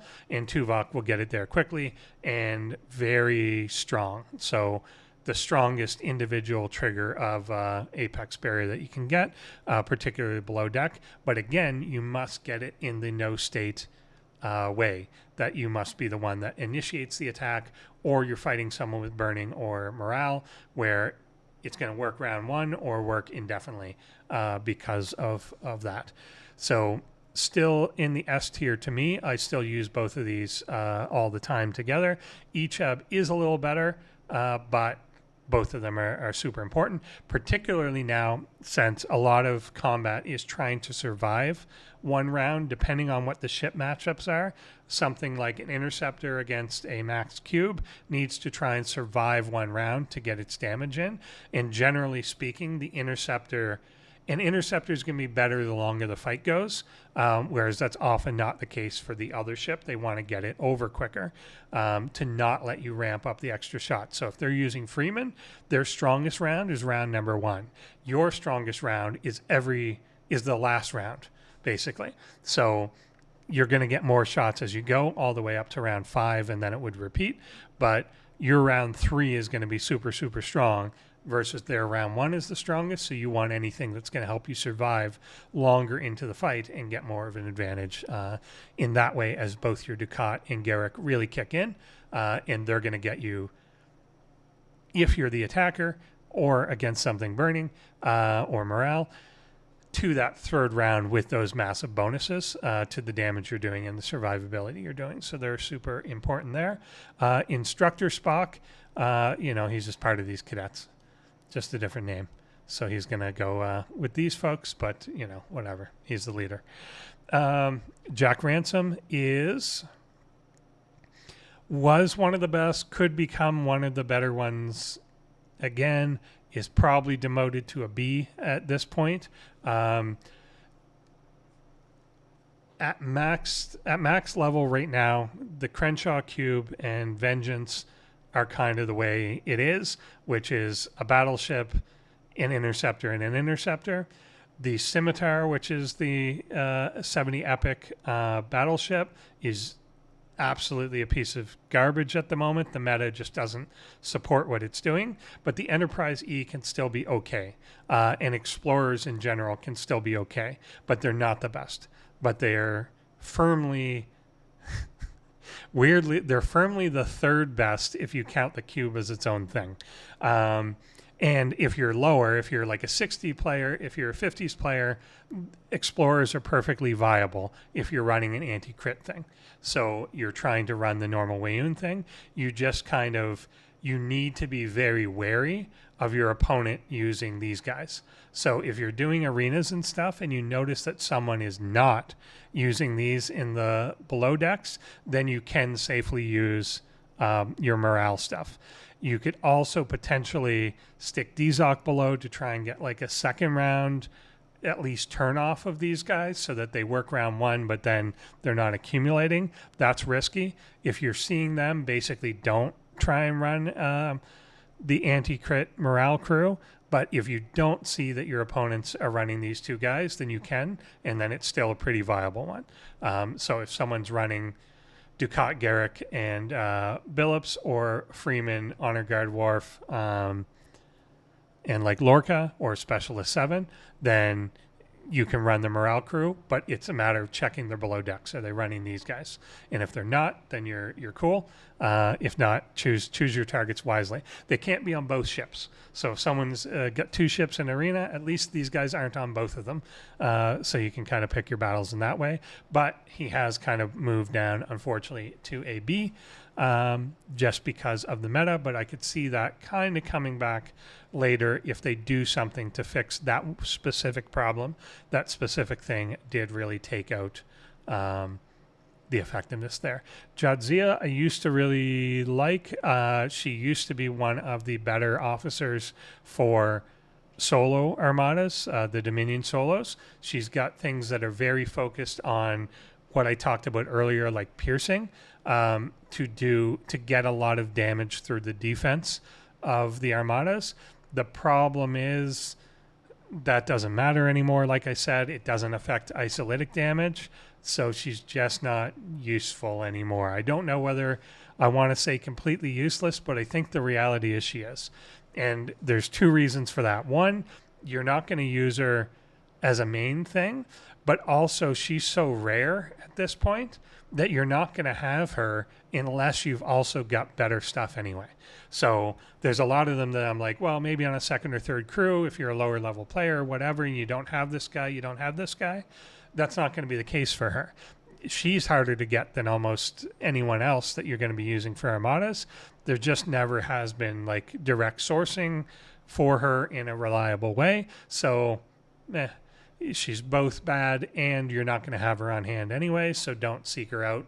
Don't try and pursue her, whatever, which is a shame because I love Jadzia, the character, but and she was good. Like, she's one of the best originally when these came out, but it's just the meta is not like that anymore. So, oh well.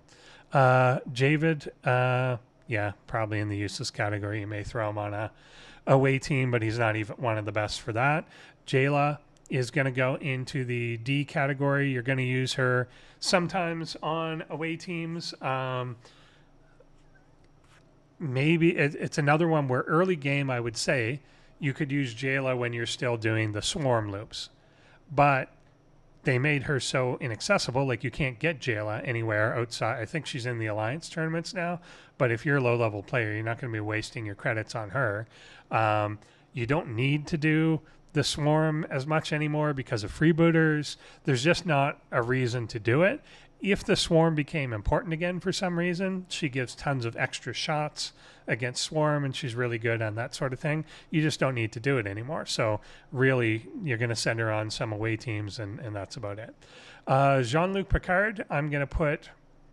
I know some people use him a lot more, but I don't totally get it. I think some people just think somewhat because he's rarer, they like using him more than Pike, and maybe just because it's Picard, they like using him more than Pike, and the fact that he does work on armadas, but he's not even in the top 5 armada crews at the moment, and really almost anything you're going to do with hostiles is going to be Pike Moreau Chen, maybe with the exception of freebooters or some rare case. And again, he's another one that is not going to work into the 70s. So he doesn't have that same longevity as some other officers. But to me has always been, I think some people, for whatever reason, maybe it is just the characters or the feeling that these are more special because they're usually harder to acquire, whereas the game just gives you the other ones. They like using these. And I've definitely seen some people, you do one... You get 2 ships out at the same time. One's Pike Moreau Chen, the other one's Picard, Crusher, Talon, or Kath, or something like that. And you're just using both. That's fine. But it's just not as good universally, I think. He's got one little benefit, which is like increased crit damage. It's such a small amount, it doesn't make any difference. So I think he goes kind of with Beverly in the B. It's not that they're bad. They're just not... There's better. There's other things that work better in almost every case that you would use him. Joaquim is, not, again, away team sort of thing. Nothing you're really going to use for anything, unfortunately. There used to be a whole thing around some of these guys of like, when Eclipse was a bigger thing and all that stuff, and when data was more important and whatever, it's just we're so far past that part of things that it doesn't really matter. Joaquin is a data miner. Basically, in early Botany Bay days, maybe you're going to throw him on for extra data mining speed. That's fine, but you're going to stop using him in like, I don't know, when do you max that? Like the 30s, something like that. It'll go into the independent archives. You don't need to mine it anymore at that point. So they're going to have a really, really short shelf life there. And that's it. And then he'll just kind of be an away team guy. John Archer had a use that I feel was overwhelmed almost instantly. So the intent of him was to give extra loot from these indie hostiles, but the reality is that you could use other crewing to hit higher things easier, so that his loot bonus gets overwhelmed by the fact that you can ignore that and just hit better things that drop more loot anyway. So it's either hit lower with the loot bonus or hit higher without a loot bonus but hitting higher. So if you go 2 levels above, you're getting like double the stuff anyway. So I think he kind of got counterfeited by his own by his own loop, that people just found the way to do the loop better. And I don't know that he's so accessible enough that you're going to have him before you've got some of the other stuff too. So it's whatever. I think he still has a stated purpose, which is maybe puts him in C, but it just never worked. He never really was the captain of his own ship for very long. So you can still use him if you don't want to do some of the other stuff, but there's tricks you could do with Leslie that we'll talk a little about later. And there's just other things that are more like leveraging Isolytic to get the kills better, or infinitely kill things that are supposed to one-shot you, that overwhelm what Archer was supposed to do. And so I think they end up working better and kind of took his job a little bit. Julian Bashir, almost the same boat as Jadzia, that I used to use them together here, and I think he's kind of fallen into the useless camp too. There's a point where if you're the 6th best Solar Armada crew, then you might as well not be there. There's not anything for you to do anymore. And again, it's an accessibility problem. It's hard to get these two. So what are you going to do? Like, you're definitely going to have something better. The only way to acquire him is to like go to your way to like buy him with credits. Well, then you've definitely got the other stuff then already. So why would you do that? So I think he's going to fall into the useless category there. Shame for the genetically engineered fella. Kang is probably going to be an away team only guy. He was part of the PvP Trinity before as well, but just kind of is not something that's used anymore. That was like 4+ years ago at this point, and I don't see him swinging back into usefulness anytime soon. Catherine Janeway is going to go, I think, S tier at this point. A lot of people will use her as a mainstay for captain. So her ability, she's got 2 things.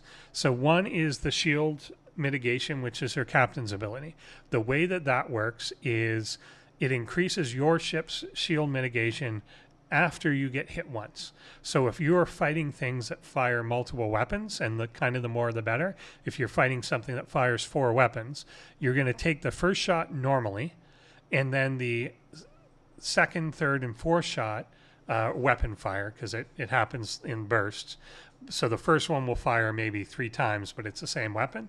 The second weapon will hit more of your shield, and you can get that to 100%. So you can get to the point that the first one hits you normally, the second, third, and fourth shot hit your shield 100%, and none of it goes to the hull.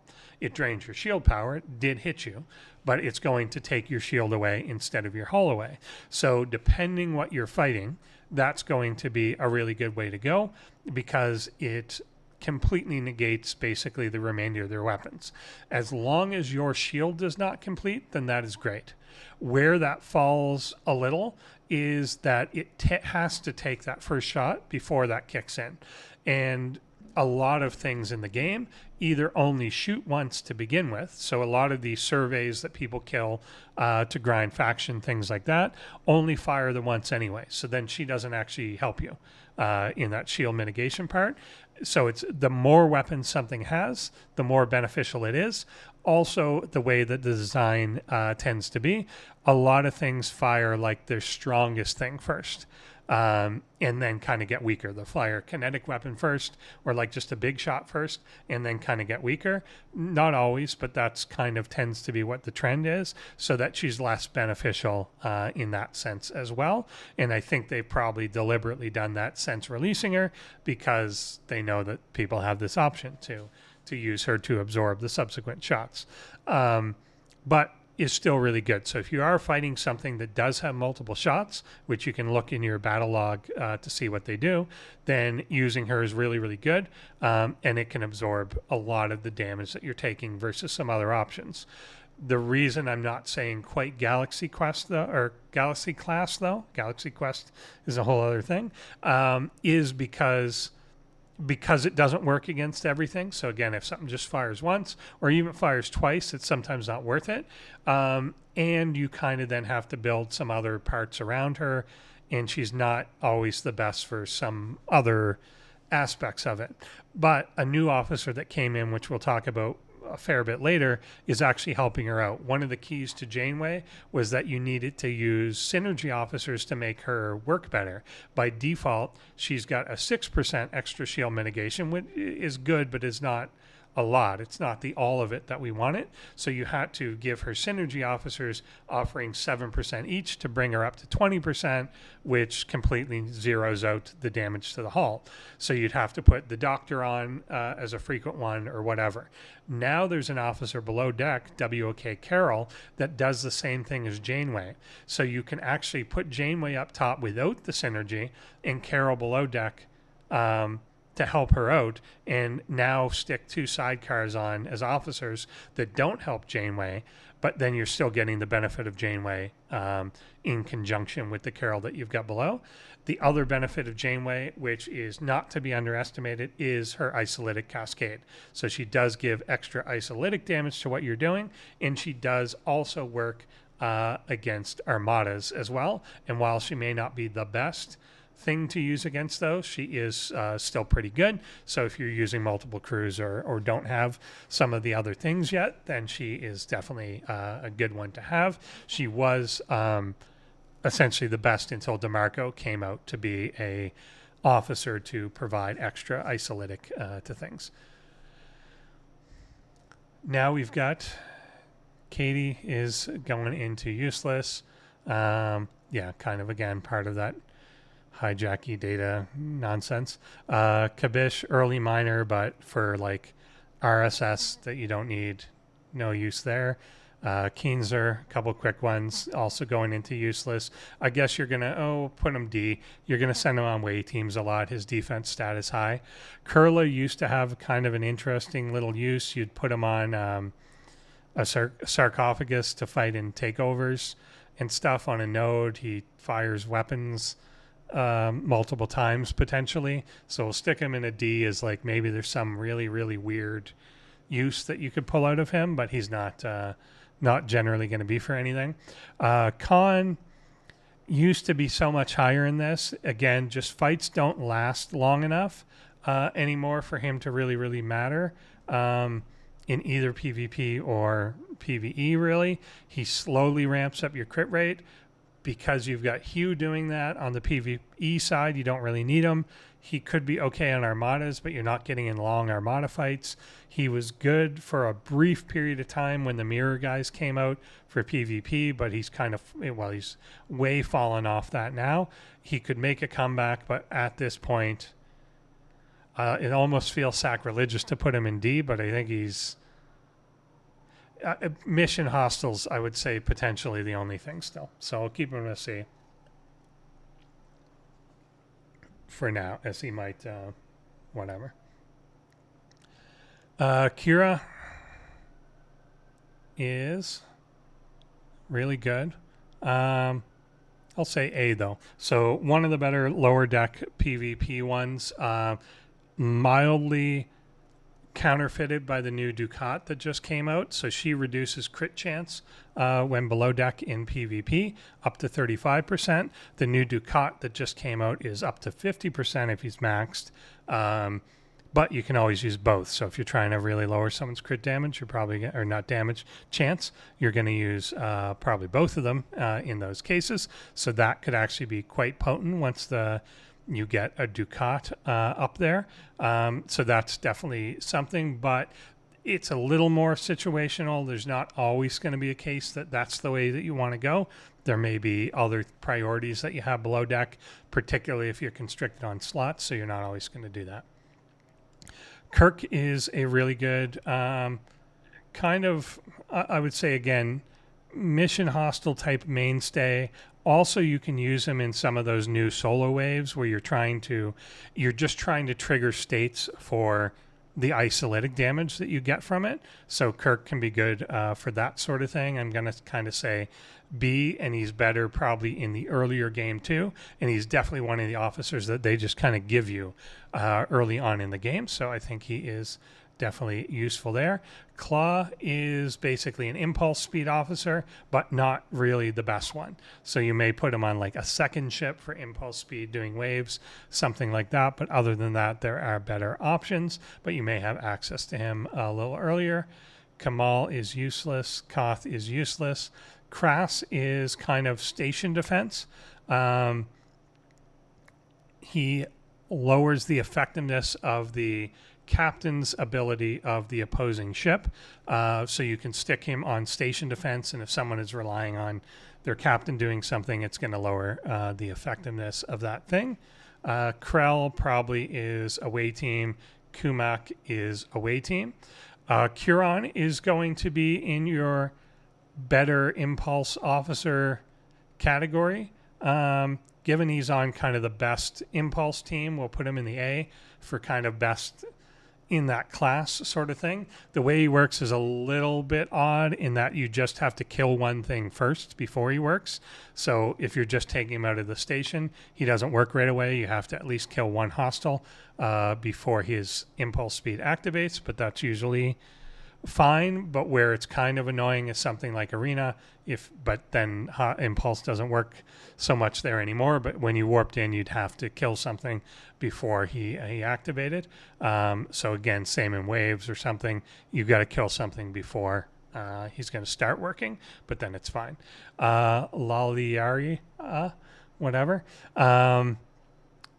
is kind of a wave below deck officer. Good, but not super important. But I think, you're going to probably use her in waves. So some of those ones, particularly the elite ones and stuff, are a bit tough. She's going to increase the apex barrier that you get in waves specifically. I think for that use is going to be decent. She can be a wingman to like a Naismith Armada as well. Doesn't really do much on her own, but is going to at least get you the synergy, but there's other options for that anyway. But I think for the wave itself, if you're struggling with those, and even if you're not, they're pretty hard all the way through. So, she's probably going to have some usefulness there if you're trying to get, in particular, the elites done. Leslie, I mentioned the little trick before. So he has the ability, if your hull health is below 35%, then he will regenerate 5% essentially fake hull per round. So if you're in a situation where your hull is getting low, he will start to regenerate it. The trick is, while you win the fight, you die at the end. So at the end of the fight, his fake hull goes away and the ship blows up, but you still successfully killed whatever you killed. So people were basically using this for a lot of the things like Xindi Aquatics to be able to punch up against higher targets. As long as they weren't killing you too fast and his regen was able to keep you alive, you would then die at the end, but you at least got the full loot from the thing that you tried to kill. And so that's why that kind of became better than John Archer, that you're better off punching up several levels above your head, killing one thing, than just grinding with John Archer. So that kind of became the meta there. So he's a weird, unique one. Very rarely have I used it, but when you do use him, he's the only thing that does something like that. So I think we'll at least put him in a B. Lieutenant Picard only works for hostiles under level 35. So it's kind of a new player thing, and they really push on new players basically buying this. I think if you buy like anything for like $5 or more, they give you at least tier 1 of him. He gives apex barrier early on, which is certainly useful for low level players, especially if they don't have the Pike Moreau Chen yet, sort of thing. But I don't even know that he's better than the Pike Moreau Chen anyway, but it at least gets people used to, like, here's the apex barrier as a gimmick, because otherwise they wouldn't encounter that a lot later. I think he's okay, but I don't even think, despite him being totally meant for like new players, I think right away he's good. But then as you get some of that other stuff, you're going to discard him fairly early, I think, in the process there. So we'll stick him in a B because he's neat. But he, probably a C actually, because he expires. He's neat for very new, but beyond that, no. Linkasa going into useless. Livis going into useless. Lennar into useless. Just kind of nothing, folks. Lorca is quite good. Used to be an A, but is now going to get bumped down because of Specialist 7, taking his spot as the PvP mainstay, but is still kind of your go-to for triggering hull breach. So similar to a Kirk, Lorca is going to work against anything, so you can use them in mission things, wave things, like whatever, to trigger the hull breach effect. So he's going to go into B. Lursa lowers the cooldown of your cloak or something, but I don't know. I've never had to like cloak and recloak quickly, but then I could still wait. If it was instant, maybe, but yeah, I just don't quite know what it's for, really, because if you're going to be in a situation you're going to fight, you don't want her on the ship. But if it's just to stay cloaked, like, yeah, it just doesn't make a lot of sense. I've never used her in that capacity for anything. Mackinnon is another XP officer. Mara is just going to be on away teams. Marcus is oddly one that could also be used on mission hostiles, is a synergy for Yuki, who we'll talk about later on. Does get some of your defense stats up, so is kind of useful there. I don't think is the best nowadays though. So maybe, yeah, I don't even know if he survives in a B anymore, because I think there's just better options that are accessible to people that end up doing better here. So he kind of used to be the way to go when shield draining was more the strategy. I don't think that is so much anymore. I think there's other ways to go with that. Mariachi Q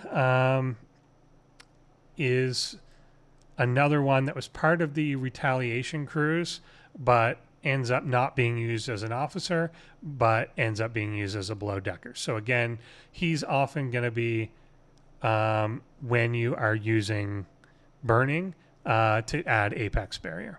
So he's kind of like a Rami or some of the other ones below deck, where he's going to add apex barrier when your opponent has the specific state. So you're going to use him like below deck on a cube or a similar battleship or something like that.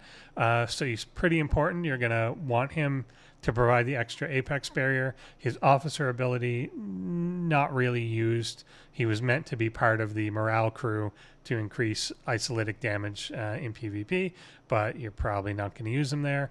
One of the biggest tricks is you can't even really slip him in with Weyoun, because you're giving up the synergy. The synergy he has was with the other Qs, so it just doesn't work. It doesn't really make sense. Marla, yeah, I don't even really think is an away team. She's just kind of nothing. Martok is going to go into our group with the mission officers again. He's the one that you're going to use on the Interceptor to fight mission hostiles. Vael is a bit of a Armada crit chance increaser below decks. Will ramp up over time. If you're struggling to have enough crit, in that case, I think she's fairly decent. But again, there's a lot of other officers you've got to get through before you're going to use her. So probably is a B for me there. But if you're in something with solos, you're going to maybe stick her on there to get there. But there's a lot of other things that are likely also increasing your crit chance. So you may just not need her in the first place. You're going to be maxed out regardless. But if you're not, then you may end up sticking her on. Mavery is mining speed, basically isn't the best one, but you're probably going to throw them on a ship anyway. So yeah, just kind of a mining speed officer, but not quite in the A tier mining officers where they're the best of the best. And Benga, the one that looks kind of sad, no use there, unfortunately. Michael Burnham, has a tiny bit of impulse speed, but it's lower than almost everyone else. So yeah, no use there. And I don't even think she's really got any traits that you're going to drag in for away team. Miles O'Brien, I think, is going into the S tier still for Armadas. Works with the Cisco and DeMarco one for extra shots, but unfortunately doesn't work on the invading entities or anything like that. Mirak is going to go into our useless category as well. Mirror data, so they had their time in the sun, the mirror officers, but unfortunately have really fallen out of favor there because of Shred existing and just because of Apex Barrier becoming available in everything. Doesn't matter anymore. That they're just not, everything has this stuff, so it just is nonsense. You were able to get so much of it from other sources that what seemed like a lot, like 10,000 or whatever, just isn't anymore. So yeah, they just kind of fell by the wayside. The one place that these are still good, Mirror Data and Mirror Picard, is station attacks. So there's times when you need to just make it through the first few hits of a gun so that you can fire as well. And this will potentially get you in that direction. So if you're just looking for raw survivability and you're going to die anyway, but you just need to get through those first shots, then this can potentially be a way to go. But they're just not in the meta anymore, and I don't see them coming back anytime soon. And then these ones were just bad right out of the gate. So Mirror Esri is trash. The officer abilities that they have, again, it's just missing a 0 at least. They increase weapon damage, specifically for energy and kinetic for Troy and Esri. Nowhere near enough, just not even on the radar of enough damage in order for it to matter to anything. And very similar mistake that they made with the pick officers, which we'll talk about. It's just not, it's so anemic. It's not enough at all, considering how much bonus that you've got to make a difference. Mirror Kira, very much the same thing. The intent with her is that you get extra shots that ramp up over 5 rounds, but they still just weren't enough compared to what the strike team officers already did. They took too long to ramp up, and it's predicated on the fight going to like 5+ rounds, which it very quickly wasn't. So it made no sense to ever use her, that the damage output that you were giving up by using other things just was never worth it. So she was never good.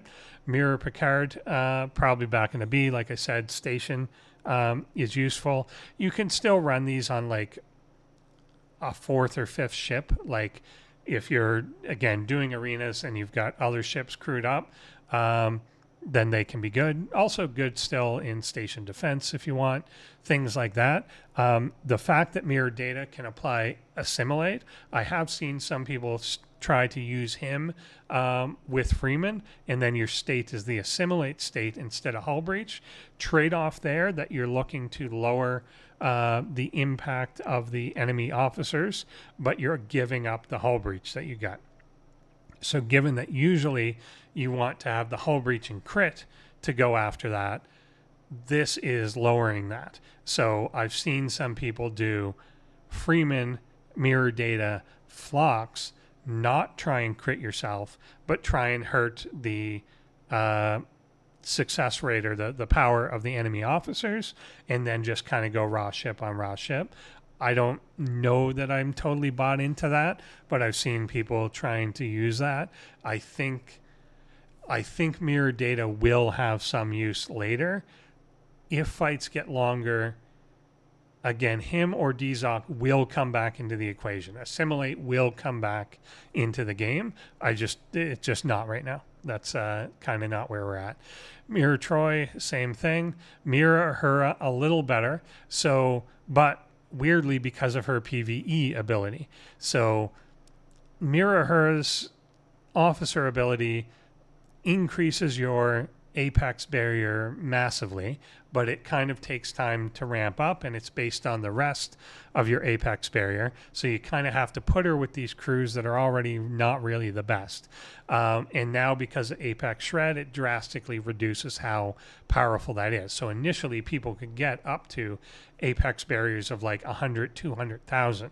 You could get crazy numbers and really, really reduce what your opponent's doing. Because of shred being so strong, even if you get up to 200,000, they're ripping that down to be effectively 50,000 anyway, and you're not getting to that crazy number anymore. But her below deck ability is an apex barrier that works in general, and that could definitely have some use as you tier this officer up. It's gated by the arena. You're going to have to do a lot of the arena to get her up, and there's probably a lot of better things that you're going to want to buy first before you get to her. But in the long run, Mirror her could have some use there if apex barrier stays relevant in the game, and I think it will. Then she could be a pretty decent below deck officer in some cases. Miss Q is going to be similar to the Mariachi and Rami, but because she has to be on a morale ship, I think she's less useful at the moment because you're less likely to run that than you are some of the other two. So she could come back into fashion, but the fact that you have to have the morale to trigger her, and giving the morale makes you vulnerable to Icheb and Tuvok because you don't have another state, means that her viability is a lot less. So she's going to have to be lower. Mitchell is kind of an away team guy. Moreau is definitely going into Galaxy class, part of that Pike Moreau Chen, and now part of Pike Moreau anything, E-Data, Anorax, Giorgio, or Section 31 Giorgio, whatever. Just the ability to take down the attack penetration of your opponent. The way that it works is essentially any hostile that doesn't have something buffing their attack penetration is going to be reduced to effectively 0. You're going to have max mitigation against that opponent. You will always mitigate 71.2% if you're running Pike Moreau, and it's not above a level 70. There are a few hostiles in the game that do have a bonus to that. So the Freebooters being a notable one, that when combat starts, they increase their piercing by 500%, I think it is, of their base value. So she's lowered the base from 100 to 0, but then they get 500% back. So she doesn't work on them. She'll lower it basically by 100 out of the 600 that they would have had. But against anything else, as long as they have no bonus to it, she's going to max your mitigation. So all the other officers that are like, this increases your defense and does this and does that, is irrelevant when she can simply zero that out anyway. So those are only relevant against things where you either don't want to be using this crew, or you have a buff being applied or something being applied to the hostile itself that makes it not work. So anything else that's like plus 2,500% of your defense or whatever, she does that just automatically, but not by increasing your defense, but by completely like unloading all their guns essentially. And then the whole synergy is that Chen then takes that down even lower. So you're doing max mitigation, and Chen reduces the damage even more. And they're doing this piddly tiny amount compared to what they were originally supposed to do. So only works against hostiles, only works against hostiles that don't have that bonus. The beauty of that is she also gives the synergy to Pike. So even though your main purpose may not be the mitigation, she gives that, but then the synergy is going to double the effect, or more than double the effect of any other officer you have available. So a lot of people are then using her with E-Data to get more Isolytic, or Anorax to get more Apex, whatever. They're a super useful thing, so she's definitely going into the Galaxy class side of things. Morale, I think, is in the useless category.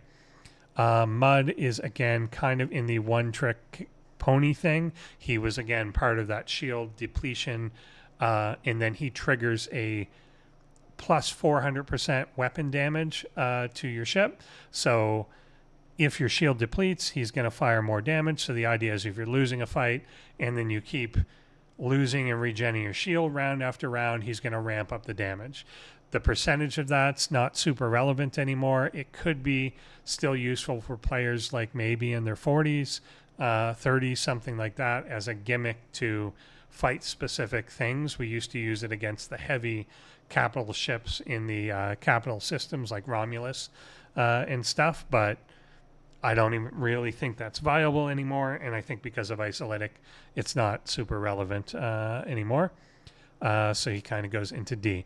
Naga Delvos is a self-defeating officer that kind of doesn't make any sense. She was clearly made to help the cube, that when you're using her, it makes jumping the cube cheaper, and it makes the beam that you're using against PvP opponents stronger.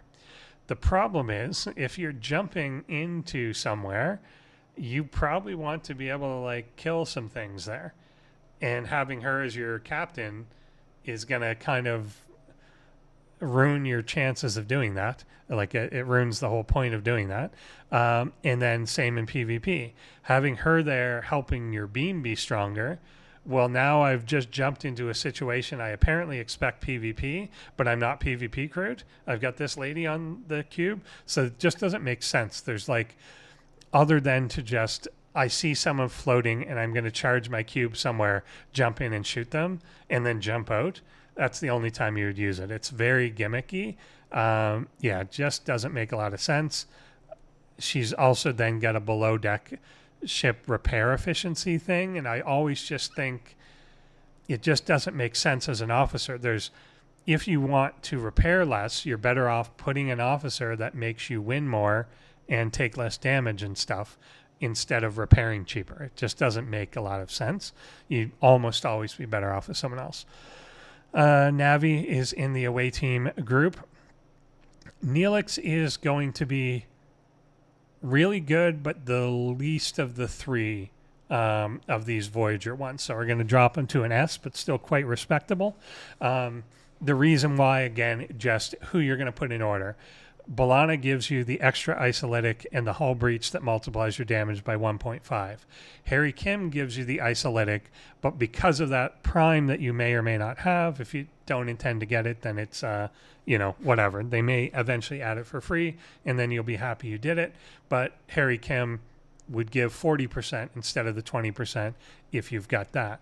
Neelix is going to give the ISO that he gets for burning, plus you're going to get the little bit of hull savings on that, but that's only going to be 1% per round that you're burning through, so it's not usually going to be relevant. So I just think if you had only room for two of the three, then it's Neelix that you're probably going to leave off.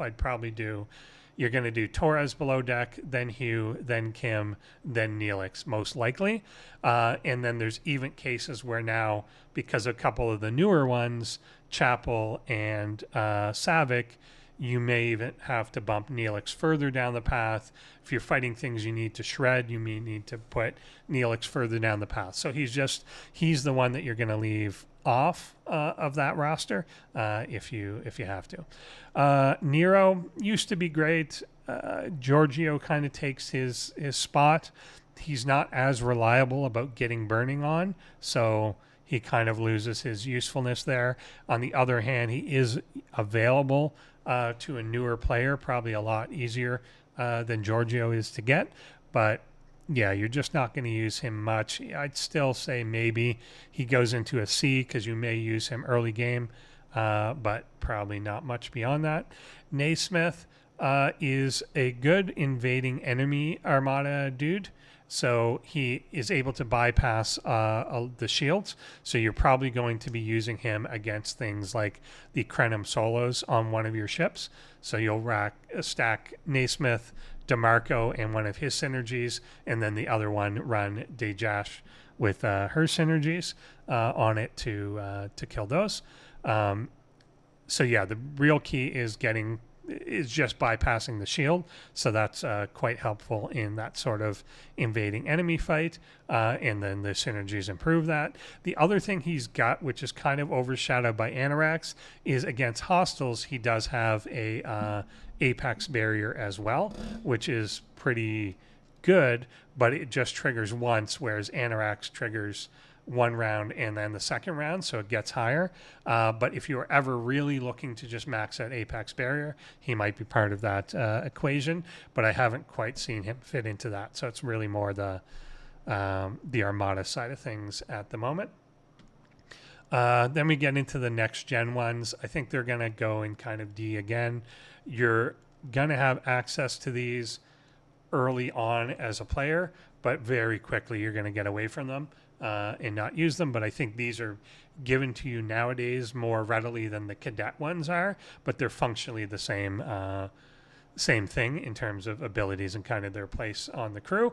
But you're going to be as quickly as possible looking to get them off your crews and replace them with better things that you can get in those little learning paths and whatever. Odo here is a good multi-purpose guy. I think he's slipped a bit. He used to be definitely on your below deck crew for both PvP and Armadas, and you could use him in PvE. I think the percentage that he gives to the hit damage, or the critical hit damage, has just become too low. I mean, it's obviously stayed the same, but the game has kind of passed him by a little bit. In that, unless you're trying to really maximize for that, there's probably better officers that you've got that are going to improve or offer more abilities or defense or other things that are going to make the critical damage that he gets less relevant. The good thing about him, though, is the unconditionality of him. So he just increases it against no matter what the opponent is. So the fact that he works in all cases still keeps him in a B, but when you're running kind of best in class, top of the line stuff, you're not really going to use him anymore, but he may end up being on your second ship or something like that. So still relevant, but not as powerful as he was certainly when he first came out. Origins Burnham is a no. Sorrow's a no. Stamets is a no. Yeah, just no use here. They've got other versions of these characters that are a little better, although Burnham's epic is just as bad. Otto here, yeah, basically a no. Pan is an impulse officer, but not one of the best ones now, but is decent enough for some away team type missions where you want them. Stamets is, again, if you run like a designated discovery crew, Stamets can be on that, but you're not gonna like use them for anything really, and you get so much of that, to be honest, that I wouldn't be too worried about it. Felon here is a rep grinding officer and is one of the best at that. So gives up to a 450% rep bonus. So I'm going to say a B for this one. It's another one where the labeling is a little weird. It will say works on FKR hostiles, but in fact works on FKR reputation. So the fact that you're killing the mirror universe hostiles is fine. So it's just another one that's labeled a little wrong, doesn't quite do exactly what it says, but it is a pretty big rep bonus. So if you're able to run crews and kill things easily enough to just kind of waste your officer spots, then that's going to be one of your rep grind guys. Phlox is really good. It was one that when he came out, there wasn't a super clear use for him, but you always felt there was going to be that something that reduces the crit chance of your opponent so much was going to be useful at some point, but he just broke the other synergies in such a way that you couldn't fit him in anywhere. Now he has found play, but I don't think he's in the S tier. I think in order to use Phlox, you already need to be the bigger ship. So you need to be in a situation, I always use this analogy of if two guys are fighting and one is way bigger than the other, the bigger guy doesn't want to use guns or knives in the fight. He'd rather just punch you. So this is kind of the same way. If you're the bigger ship in that arrangement, what you want to do is disarm things, take away any randomness, take away any bonus powers that anyone has, and just punch each other. And if you're just the bigger, stronger guy, then you're going to win that. So him going on and just taking away the crit, you may not have crit yourself, but neither do they. So nothing is going to be like surprising. you're just going to let your ships fight each other with almost no special abilities on either side. And that's kind of how the Weiyun crew used to work, or I guess still does now too, that by just taking away crit and you get some extra shots and they get some extra shots, but nobody's doing like explosive damage, you're going to win that in the long run because you're just the bigger guy to begin with. And so that's kind of the thinking with Flux, is to do that. I've seen some attempts, and I talked about this really early on in the video, but to use Ducat Garrick Flux, the trouble with that is you're putting a big chance that the Ducat then doesn't trigger. And if the Ducat doesn't trigger, even though the Flux is going to reduce the crit rate of your opponent, you're delayed on the crit ramp up on your own side. And that is a really big trade-off. And you're giving up a lot of isolytic damage. So to reduce their damage, you're taking a big chance that you're not going to trigger. And you're giving up a big amount of isolytic cascade, just conceding that to your opponent, which is potentially really bad. And then also, if they don't trigger and you don't trigger and they've got Ichab and Tuvok on board, then those could trigger twice, and then you're just run over. You're just absolutely destroyed because you took this chance. But if that 60% chance does pay off, then you get kind of a crit advantage on them in terms of speed, but you're still giving up your isolytic to it. So it's still a bit of a trade-off, but it's a gamble to try and become ahead. But I don't think that's a good mainstay in it. It's more like if you see an opportunity to like punch up and you're willing to take a chance on it, like you'd lose this fight straight up, but you can take a chance on this coin flip, then it might pay off. But if not, that's one where if you're the bigger guy, you shouldn't do it. Generally, because you're better off just doing it head to head. Pick Hugh is another really good one.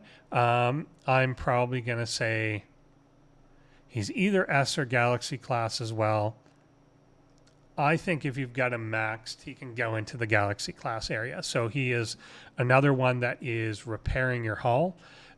The issue with that, so the only time you don't want to use him, which unfortunately is a lot of the time, is if you're one rounding things anyway. So whatever hostile you're killing, if you're killing them in one round, he doesn't help you.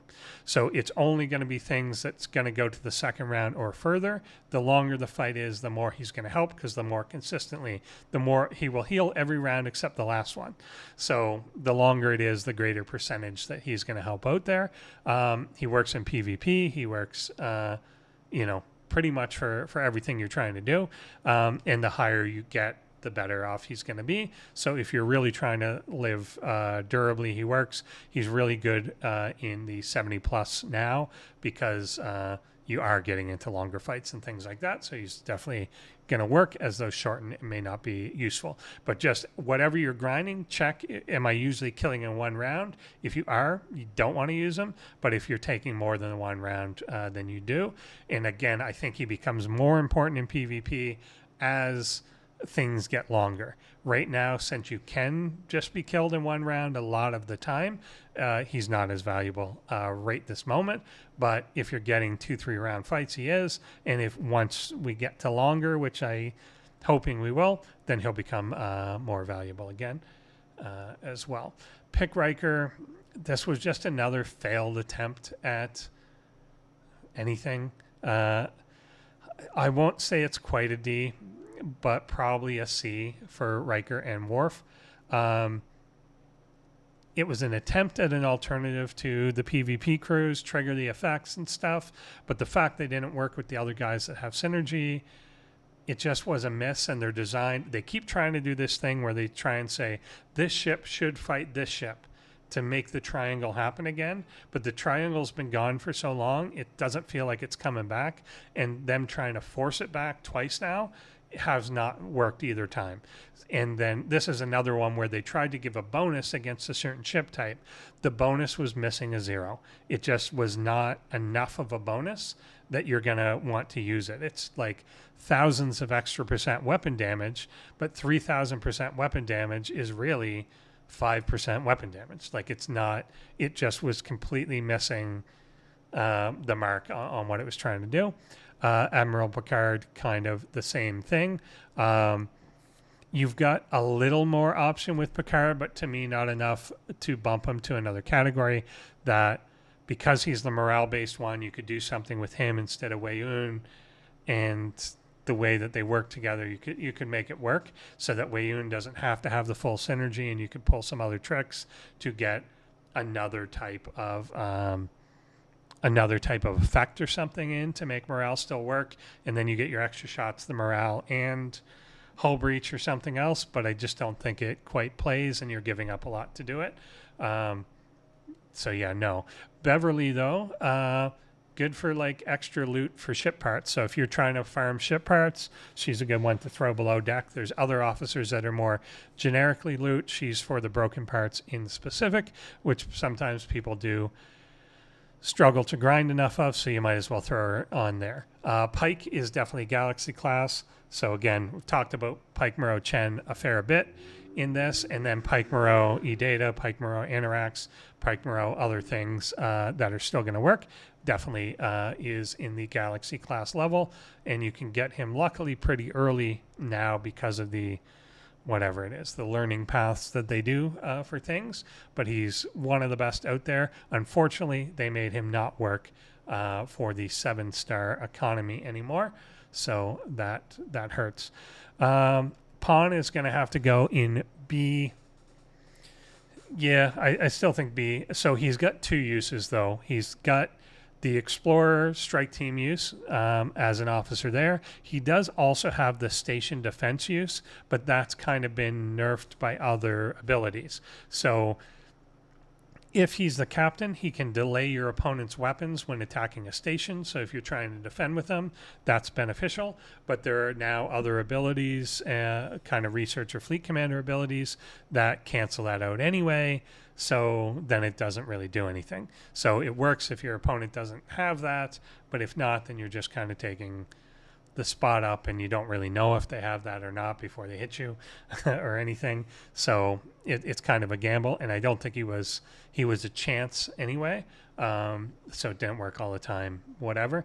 So he's got this station defense crew use sometimes. He's still good for the strike team, and maybe that comes back into the meta if they solve the Icheb Tuvok thing, but unfortunately it doesn't at the moment. But then on the other hand, the Enterprise E isn't the worst thing.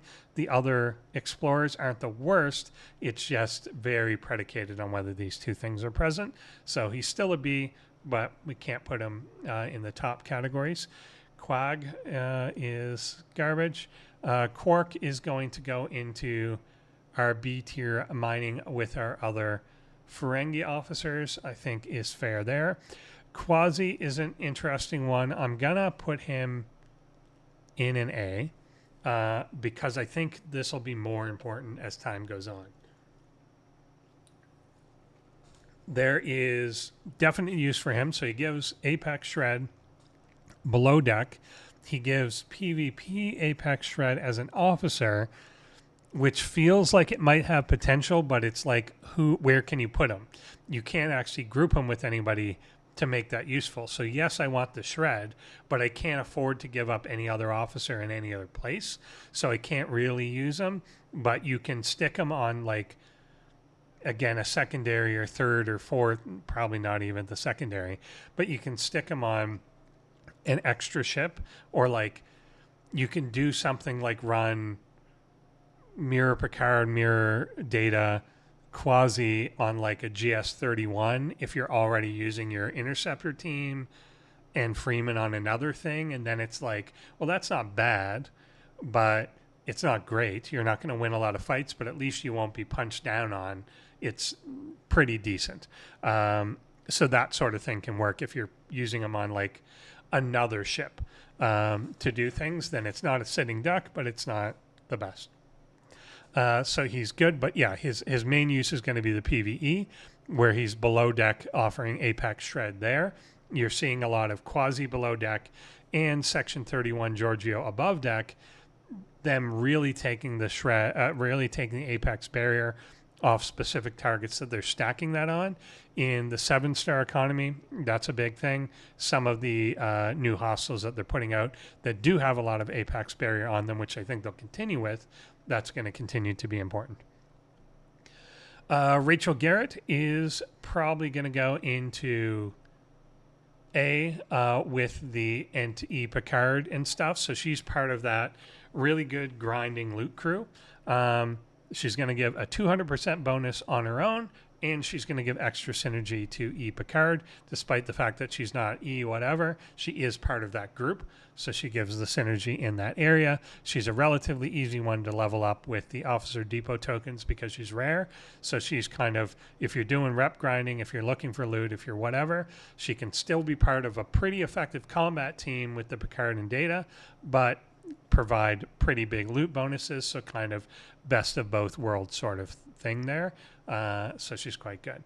Barclay is, for as rare as they made him for so long, is just kind of like nothing. He increases protected cargo, but by like a pretty low amount.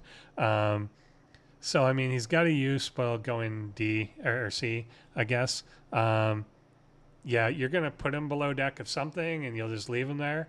But, you know, yeah, it's nothing. It pales in comparison to a lot of the other things which much higher protected or much higher impact on things. Rima can be an away team officer. Rom has a little bit lost some of his luster for the same reason that Pond did. But he's potentially still...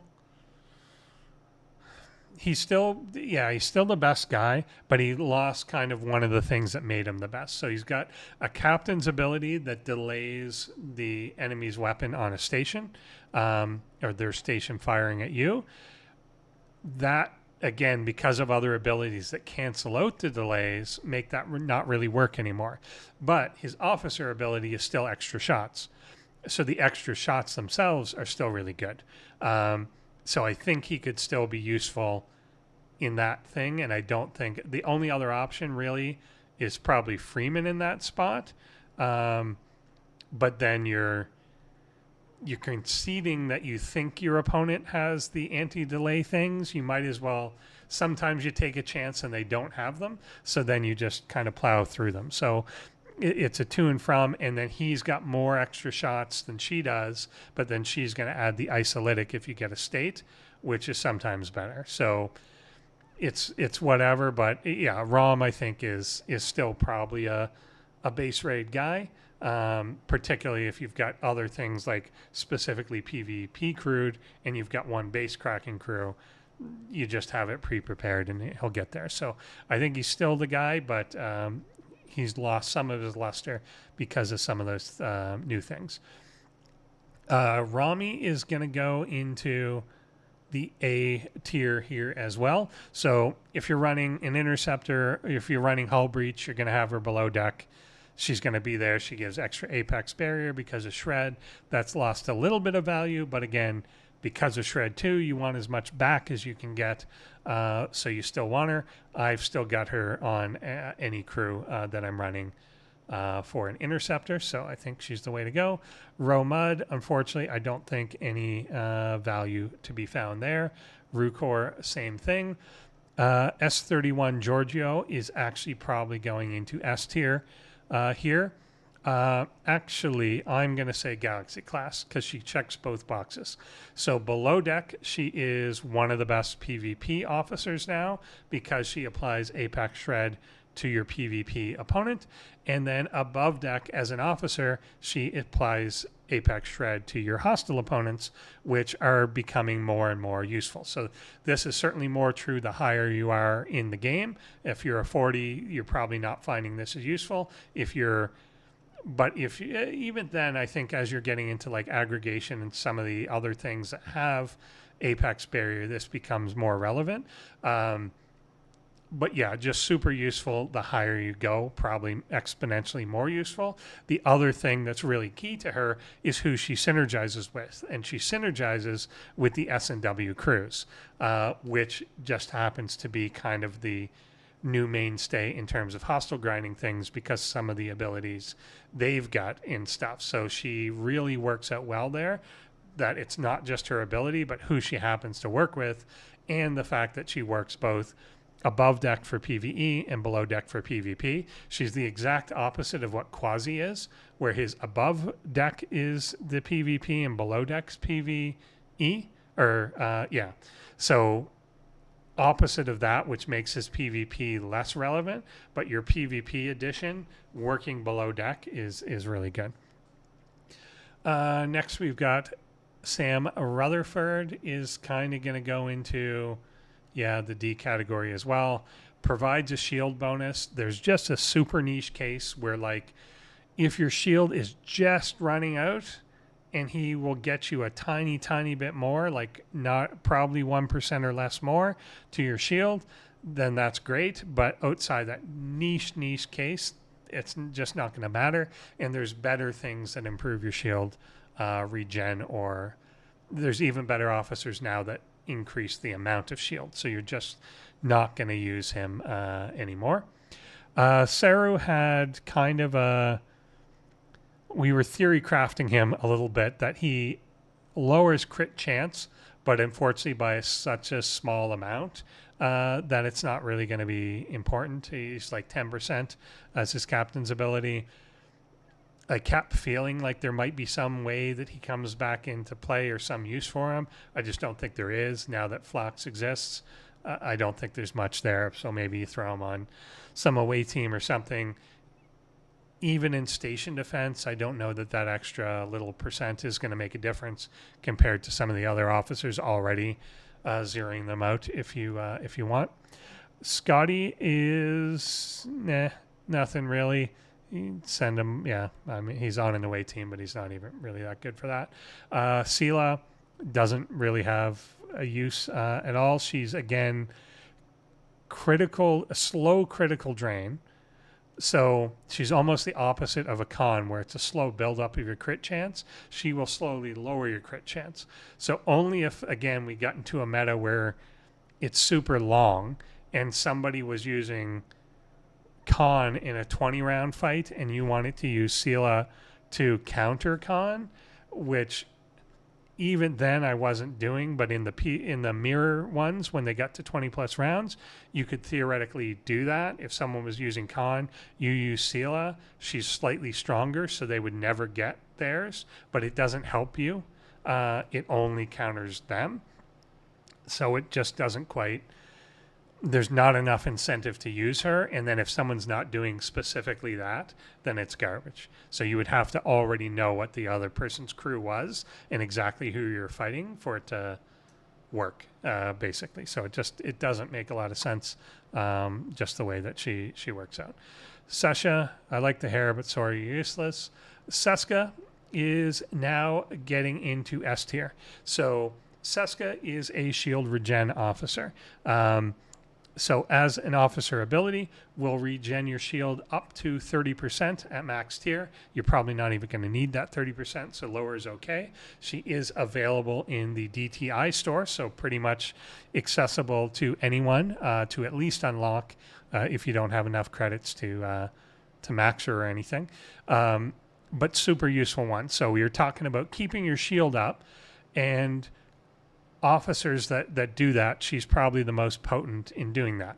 So if you are trying to run something like a Janeway or something that relies on your shield mitigation being high, then what's going to happen is your hull's safe, but we're chewing through your shield really, really quickly. And the moment your shield drops, then all these officers trying to divert the fire to your shields are useless. So you need somebody to keep the shield up. Seska is the best at doing that. So a current meta in the 7-star economy right now, or anyone trying to really punch up a lot, would be to use Janeway, Seska, and Suitor as the officers. And Seska keeps the shield regen, Suitor repairs your hull, and Janeway diverts a lot to the shield, and then you're likely running Carol or WOK Carol below deck to add to Janeway's mitigation. You can also, if you need more mitigation itself, you can do it as Janeway the Doctor and Seska And that's going to work pretty well as well. So you're giving up the hull repair for the better mitigation. You can just kind of calculate which one's better for you, depending what your current mitigation is against the opponent. But Seska has really stepped into her own. When she came out, I could see what the ability was. My thought was kind of like, I don't have a use for her now, but she will be useful. Like, if you get longer fights, if you get something draining your shield, this will become super useful. And that's kind of what's happened. So it took a few months for her to come into that super usefulness, but she's now one of the more sought after meta officers. And that type of ability exists on a couple officers, and they're super important. 7 of 9 here was one of the very best PvP officers. Probably drops to an A now. So again, gives isolytic damage below deck, which is super good. And it's good to have that stacking cumulatively too. So it's not, unlike some other things where you may say, well, I have one of those, I don't need a second. For isolytic, you usually do. You want as many as you can. So Echeb and 7 of 9 and DeMarco all below deck, and then an isolytic officer above deck as well, is just adding a lot to it. So it's all just multiplying your damage. She's the least powerful out of those. So if you do need to give up a spot, she's going to be the one that goes, because she is going to contribute the least.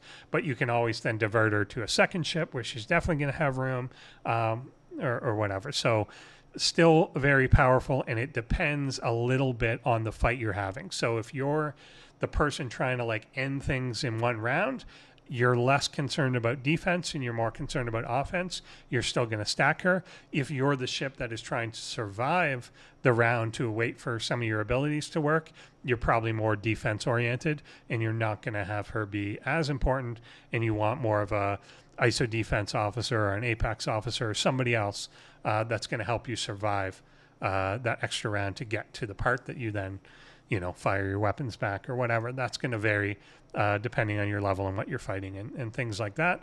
But that's kind of the thing. Are you all out offense? Do you need a little defense? Is going to determine whether she makes ship 1 or ship 2, but she's definitely on one of those. Severus here looks like a weirdo. He has an interesting ability. If someone is burning you, then you do 10% hull damage to them. And that's interesting enough that I'm not going to put him in useless, but he's not had a real use. So you can't use him. You can't find a spot for him in PvP. If they ever make a hostile that burns you, then potentially he would have some use, that you could use him to punch up really high by effectively letting that hostile burn its own hull down by the retaliation of it. So he's one of those ones that's like sneaky, that there could be some really important, basically I'm saying remember he exists. So he's useless right now, but just someday he may become useful again. So just keep in mind that this person exists. But other than that, leave him in your shipyard at the moment. Shaxx probably still in the A category. So if you're still running Battleship Strike Team, which you may have 2 battleships, like if you've got a cube and you've got another battleship, the Battleship Strike Team may be better for you there. I think it is still in a lot of cases, so I think Shaxx is still a really good PvP officer, and I could see that again coming back more the fights elongate. But at the moment, it's just a bit out of style, but it's not as bad as the morale ones. So he's better than Jack Ransom, but he's not quite as good as Andy Billups. So he's the middle cartoon, basically, in the lower decks crew. Shev, sorry, I think you're the only Andorian. I guess Shran is here. The very next one. Why are the Shs the Andorians? But yeah, Shev, no use. Shran is going to go into our A minor category, next to Hoshi, as the, which one is he? Is he the ore miner? He's the crystal miner, I think. Then we've got S&W DeChalk. is going to go into our A mining here as well. So is the transigen miner. It has big bonuses to the transigen miner that you're going to need to do a fair bit of. Also has weapon increase similar to Mariner. So a below deck weapon increase you could stuff on something in the future. Again, it's a very, very small one. While it's 7 times like what Mariner's is, it's still almost insignificant. But he's good for, good for the mining, and you can actually synergize some officers with them. So since if you got the Serene Squall yet, you need to stick it on nodes, and then hostiles come in and kind of auto attack you on the node. You can still use him, synergize with a couple of the other S&W officers, and put together a decent crew there. James Kirk is the one with shield reduction. So I believe it's 40% as his captain's ability. I think I'm going to put him in a B. I see other people use him a bit more for the for kind of the shield bypass or whatever there, but I've not yet really found him to be super useful. I like some of the other S&Ws, but I haven't quite found him the best. So I think he's maybe a bit situational on a certain amount of shield bypass being beneficial. The key to shield bypass is always, can you kill the hull before you would have killed the shield anyway? Because if there's shield bypass, but at the end of the fight, the shield's at 0%. So somebody that is reducing the shield mitigation by 10%, but you get to the end of the fight and the shield's gone, you didn't actually gain anything. Because while you got damage quicker to the hull, the shield was gone before the hull was gone anyway. So the thing you're really looking for is, did I kill the hull before the shield depleted? Meaning that you benefited from that shield bypass. If the shield was gone anyway, then you didn't actually benefit.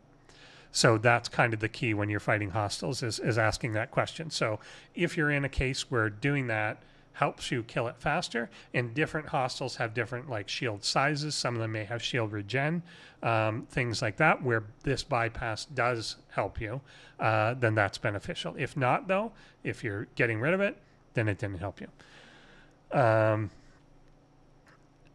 Next one is S&W Mbenga, and this one has now gone into top meta here as well, and I think we'll go Galaxy class for the moment. So he synergizes again with the Giorgio and with S&W Pike, and he does shield regen as well. So each round he will regen some shields, not as much as Seska, but what puts him ahead of Seska is the fact that he synergizes with officers that you probably want to use anyway. He also is going to give you shield regen or mitigation as his captain's ability. So if you did want to, we're having trouble with the mitigation aspect of it, you could have him as the captain, and he gives the shield regen, and he still has synergy with the other officers. So that could definitely be an option. So he's kind of one of the few that you may use as an officer and may use as a captain independently. And he's definitely been useful in the 7-star economy at the moment, where you really need to keep your shield up. But if you're ever again in a situation where your shield is falling down, having a Seska or an Mbenga, consider that and consider building a crew around that and see what works for you. Chapel is probably one of these. Is maybe an A now, just because we're running out of lower deck spots in a lot of things. So a lot of things are now adding Isolytic in our below deck, but we've got other things to consider too. So you're going to have your Voyager guys there. The new WOK Savick is going to max out at a higher number than Chapel does. So Chapel gives 40%, but then that's all she gives. Doesn't give like a benefit from another thing. So she's worse than Torres, similar to Kim, maybe similar to Neelix because he's got the Isolytic but also the burn of the hull, where she's just the Isolytic, in that same ballpark. So she's getting to be like the 5th, 6th one, and then if you need to start putting in other things for your own defense or to get rid of shred or to give you more apex or something like that, then you're going to kind of shift her out, and you may lose her off the lower deck. So she's skirting the edge of that. There's probably a day that she's just kind of kicked off the ship, but for now she's probably still there. And again, that's assuming that you've got all your below deck slots. If you've got like 3 or 4, you're not going to use her. So I think she gets into the A area now. Pelia is going to give ISO defense below deck, but is nowhere near as good as one of the new officers, which is like 5 times as much. She does do negative ISO directly. Unfortunately, it's subtractive. So she's got a negative, I think it's 20% when she's maxed on ISO reduction. The issue with that is a lot of things very quickly went into doing hundreds of ISO damage. So there's a spot around like early Gorn where she can really cut into the damage that they're doing to you. So she just takes, if someone's doing 50% damage, she just subtracts 20 and they're doing 30. So it's not 20% of their damage, it's 20% as an integer subtracted from the integer that they do. So now that a lot of things are doing like 200%, okay, she takes 20 off. That's not great. You'd be better off with like extra ISO defense or killing it faster or something. So she's not quite in the same category. So yeah, she's probably more slipping to a B now, just because there's way stronger alternatives out there, and it's not scaled in the same way. She's a static number, but the hostiles are scaling quicker than she kept up, which was kind of inevitable. S&W Sam Kirk is a shield drain. So instead of a shield bypass, reduces the amount of shields per round, similar to a Yuki does.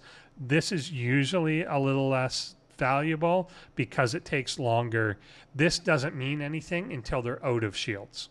So once you've drained their shield to nothing, then you're hitting the hull. That's usually a bit less valuable than the bypass aspect of it. His other side, though, is a fair bit of crit damage addition to things. I think he's maybe in the B range, again, because he provides synergy with some of the other folks, and his crit damage can get up to 350%. That's reasonably good. I mean, it's pretty good. It just, compared to what your crit damage can be now, it's not massive. It's like a 10 to 20% difference depending where you are. The lower the player you are, the higher that'll be to you, but also less likely that you're going to have this guy maxed out if you're much lower. So it kind of scales odd, where that's not super significant to someone that's like near max level, but it's still something. It's still quite a bit, and I think it's quite a bit more than really any other officer gives. So the fact that he's giving synergy too can be okay. S&W Scotty here kind of got his ability changed. So he was originally supposed to be versus the flashpoint enemies. Now that they've canceled the flashpoint thing, he is ISO damage against the Suliban hostiles, which can actually work with the chalk here. So you can kind of stick him on that as the auto defender against some of that stuff that's incoming. I think that's kind of niche-ish. He gives extra shield below deck, so he's the new Sam Rutherford that he gives a shield bonus below deck. This is not particularly valuable, so I think he's going to be potentially a wingman while you're sitting and passively mining, but like, is that making or breaking your winning or losing? Not really, most likely. So yeah, I just don't think he's super great there, but he's fine. Like you'll use him for that, but like that's it. Next up, we got S&W T'Pring. This one has really high mitigation. So a lot of people probably don't have her leveled up too much yet. You kind of get her as a slow drip. But she's got really high mitigation. I think one of the highest, if not the highest in the game now. So you can definitely use her again with other S&W officers. I think she possibly gets into the A category, but she has to be, whatever.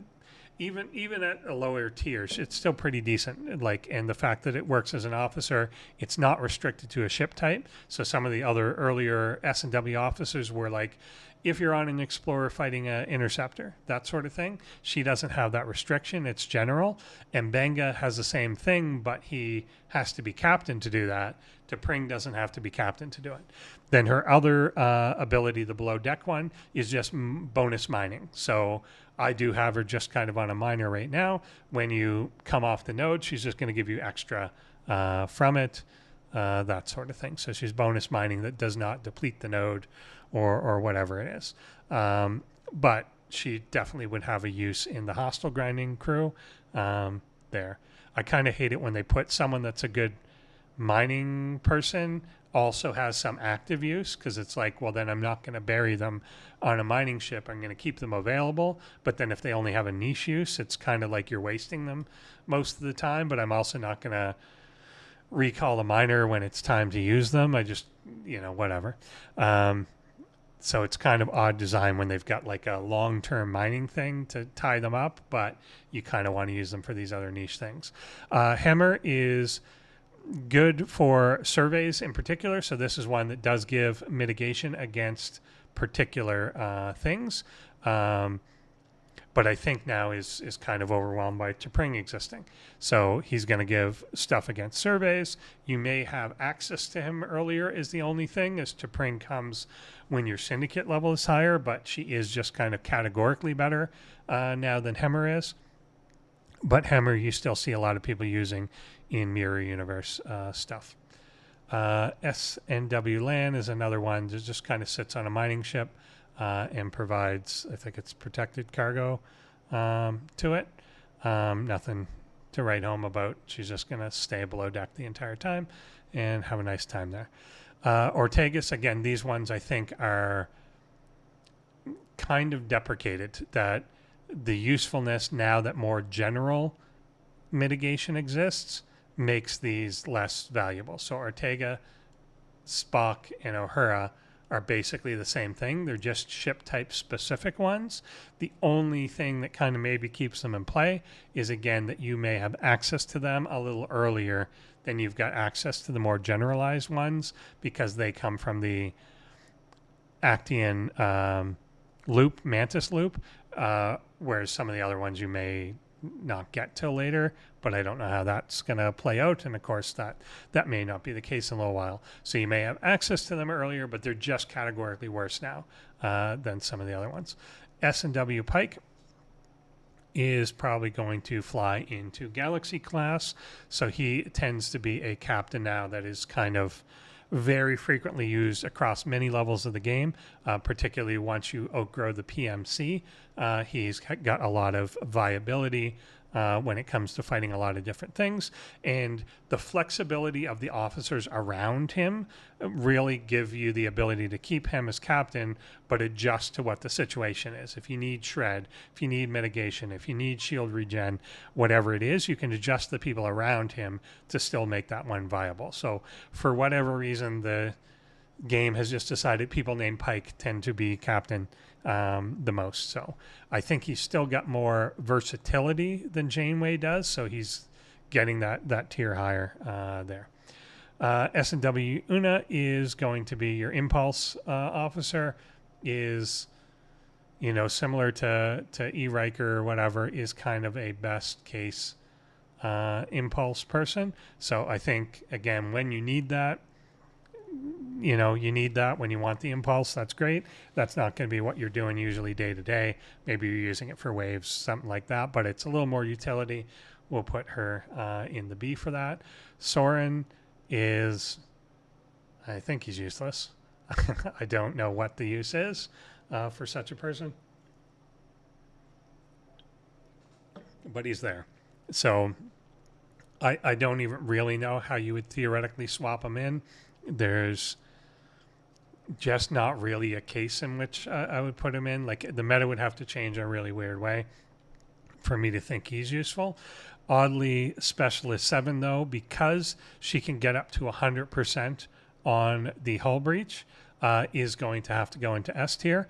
Lorca, there was never before a way to get 100% on your hull breach in PvP, or like, yeah, as a wingman. So you either go full synergy and have Ducat, but to get that for a Freeman, you were always taking a chance. Using Lorca could fail 20% of the time. So if you failed, you just have nothing and you get killed. The fact that Specialist 7 can get up to that 100% makes her a lot more valuable. So she's going to take that spot on the S tier. You're never going to use her for what she was intended to be used for, which is the retaliation crew and nonsense like that. Spock is a really good early game officer still. So what he does is regen your shield.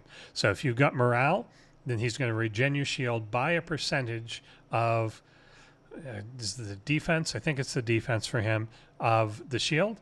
So Kirk and Spock are still a really good early game Armada crew. Kirk will trigger the morale. Spock will keep your shield up. A lot of people are still really good using that for Stella Armadas. Now that too, you can mix in an Isolytic officer. If you've got Kirk, Spock, DeMarco, or Kirk, Spock, Janeway, that's a really good crew. Like that's for someone lower level, maybe before you have access to things like Cisco. If you're having trouble surviving some of these are really, really good. And when you're low fighting with like a Stella or something, you do kind of get longer fights than a lot of other things you see. So that may be good, especially if you're trying to solo these still, or do it with a low number of players. That's still a really good crew to use, and it's only much later when numbers get so much higher that you're not able to keep the shield up. So he was kind of the original shield regen guy, but it has the prerequisite of needing the morale. Starfleet Q, useless. I don't know what potential future is going to bring them out. I don't think I've ever seen either of these captains win a fight in the wild. There's just something wrong with them. I don't know what the meta change would have to be to make them particularly useful. Ston is probably a C tier mining officer, good initially. Once you get the Borg ones, not really going to use him, is kind of again eclipsed by the Borg version of himself on that. So, but still okay in the meantime. Strike Team Lon, probably going to put into the A tier. Is still, other than the ability to use Freeman on something, I think Lon is still kind of the battleship thing, better than Weyoun. Has a lot of potential as the game shifts too. Lon's extra shots do not cap at any point. So if the game ever gets to a point that we're doing 5, 10, 15, 20 round fights, her extra shots just continue to accumulate.